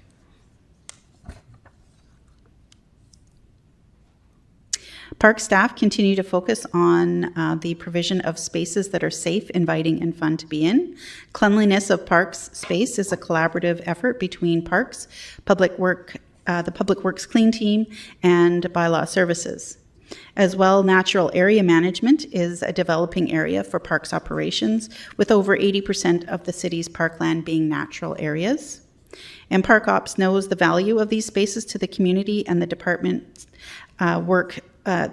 work plan must grow in a way to allow them to better able to protect, restore, facilitate the appropriate recreational usage of these spaces. So the city residents care about the city parks, and they let staff know when they have a concern or an idea. And it is essential to the department's success that they continue to respond promptly and appropriately to members of the public. So in addition to the above, staff want to improve outgoing communications with residents. So this will cover a range of topics, including improvements to parks and promotion of underutilized assets. Councillor Perino. Yeah, sorry, Your Worship. I just have to say through you to Mr. Harding that last Sunday morning, actually Councillor Thorpe and I were at a meeting, and I believe her name was Kirsty. She talked with the neighbors in the area about how they would like their park to look. It was fantastic. It was very inclusive with, what are your ideas, what can be done, what might be done now, what might be done in the future. And I just wanted to praise you that it was really good to see that involvement with the public. And yeah, that's the way to do it, to involve the public, and they really feel encouraged to get fundraising going, to do extra things. So it's good. Your Worship, if I could just add to Councillor Perino, that's been one of our more popular programs for long time now, maybe 30 years. It started as a recession program in the late 80s. I wasn't here then, but it was a recession program. But we've turned it into, and particularly with the help of our planner, Parks planner, Kirsty McDonald, into a really solid community development program that really works with neighborhoods and residents and brings neighborhoods together to make their community the way they want it to be. Yeah. Well, she did it two meetings on Sunday morning from 9 o'clock until noon. It was really well done. And Your Worship, I just had the information for Councillor Gesselbruck. So the repair station is in at Westwood. The water station was to go in, but then when we decided to proceed with phase 2 of Westwood Lake First Beach upgrades, we decided wait till that station gets upgraded when we do that work. So, but the repair station is there. Okay, so the wash station will be coming in? Your Worship, to Councillor Gesselbruck, it isn't as a concept unless we just be working with the Mountain Bike Club and others that we want to move that wash station to a better location to help out. But yes, definitely the concept of the wash stations is what we want to see either there or in another location on the lake. Okay, thank you.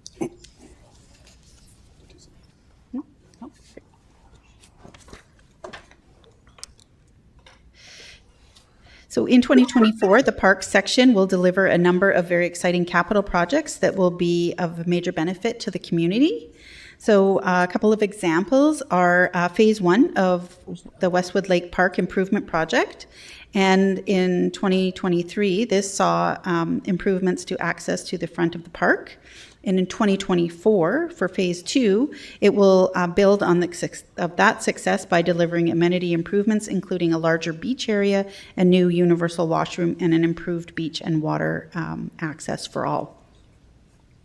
The Marie Davidson BMX Bike Park redevelopment project has been on the books for a few years now, and in 2024, the project will be realized. So staff are working with a world-class track builder to deliver the best product for Nanaimo riders, and the redeveloped track will allow the city to showcase local talent on a world stage.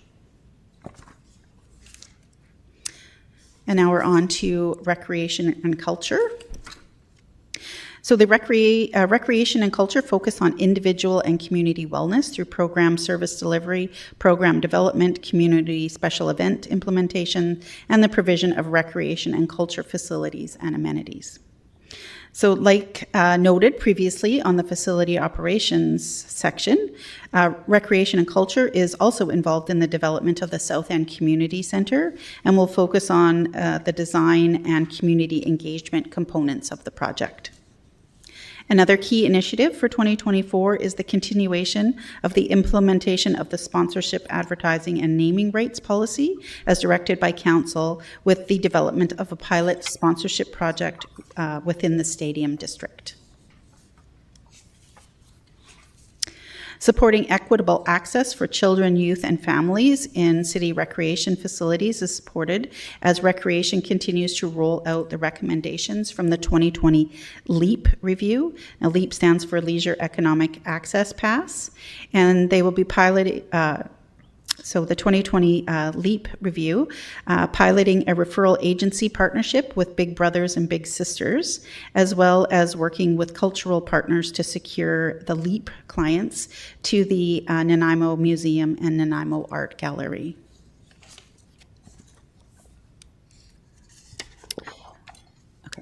The three goals listed on this slide are all interconnected and all are upstream solutions to a healthy and empowered community. So developing and supporting reconciliation events and opportunities contribute to breaking down barriers for a more inclusive city, as well as communicating and educating the public on the impact culture and art has on creating a more inclusive atmosphere within our community. And this is supported in a significant way through city culture grants. Culture and event staff are working closely with Tourism Nanaimo to identify possible sport or cultural bids. So in 2024, the planning committee for the BC 55 Plus Games will begin the task of coordinating this exciting event to be hosted in Nanaimo in September 2025.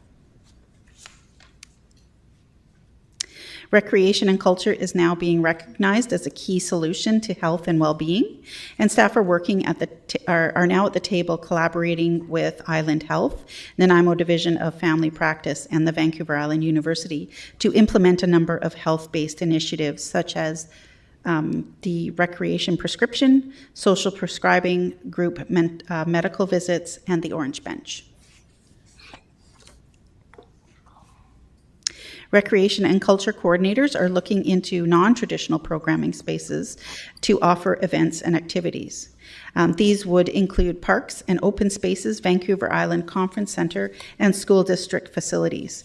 Events are being spread throughout the city, such as the Concerts in the Park series, expanding into 7 to 10 park locations in 2024.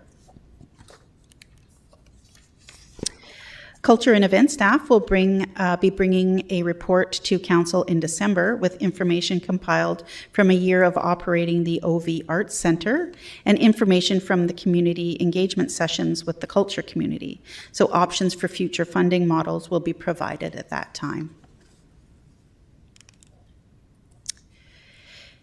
And the findings from the 2009 Bevan Park Facility Redevelopment Plan and the 2015 Bevan Park Master Plan have been incorporated into the city plan. Staff have resurrected a Bevan Park working group that consists of Parks and Rec managers, asset management staff, and facility staff. Together, they are reviewing the intended outcomes of the plan as they align with facility renewal and capital planning. And that is the end of the presentation. We'll be happy to answer any questions that you have. So I'll throw it back to you. Thank you very much. I'm not seeing any questions today. Impressive presentation. Do you want me to redo my presentation now? Absolutely, Mr. Lindsay. It's like the second drink. It's always even more fun than the first. I'm not sensing a sincerity in your offer, so I will pass. Your Worship, I think we chatted about it, and we'll redo something, I think, on the following again up on Councillor Thorpe's idea that we've heard is Ms. Mercer and I will do a bit of a co-presentation at the start of the December 4th meeting before we get into the calls for the budget deliberation, or sorry, the budget e-town hall. Thank you, e-town hall in the evening. So we'll get something prepared. Thank you very much. I think that's a great idea. All right. No reports, no other business, no question period, I'm going to assume. No, Your Worship, it doesn't look like that. And I just, if Ms. Mercer wants to clarify tomorrow and the schedule and what day comes next before we adjourn, that would be good. Thank you. Very good. Ms. Mercer. So originally, we had booked our dates with the idea that staff would be presenting business plans. So we had that for today and tomorrow. But since we've changed it to just doing the key initiatives, and we finished today, we won't need tomorrow. So the presentation is done today, so you guys have a free day tomorrow. We will be back next Wednesday, and we will have, in the morning, we will have 6 presentations from external organizations. So we'll have the Vancouver Island Conference Centre, the Nanaimo Area Land Trust, the SPO, Prosperity Corporation, Library, and Tourism Nanaimo. Thank you. That'll be the morning, and then in the afternoon we'll talk about the project plan. And then we'll come on Friday, and that will be, we'll give a recap of any changes that have happened since this presentation, and then we'll go through budget discussion items. Thank you, Councillor Hemmons. Thank you, Your Worship. No, not a question, just a comment. Ms. Mercer, you asked for feedback, and I just wanted to say that I really appreciated this approach this year. I do miss hearing from department heads, because I think it's really exciting to hear what's exciting for people in their work. But that said, reducing our budget discussions by, at this point, a full day is pretty great, and still getting the same information. So appreciate the presentation this year. Thank you. All right. Thank you very much to staff, everyone attending and involved in the preparation of this today. Well done. Councillor Perino, want to move? Oh, very good. Seconded Councillor Hemmons. All those in favor? Any opposed? None. Motion carries. Thank you very much, everyone.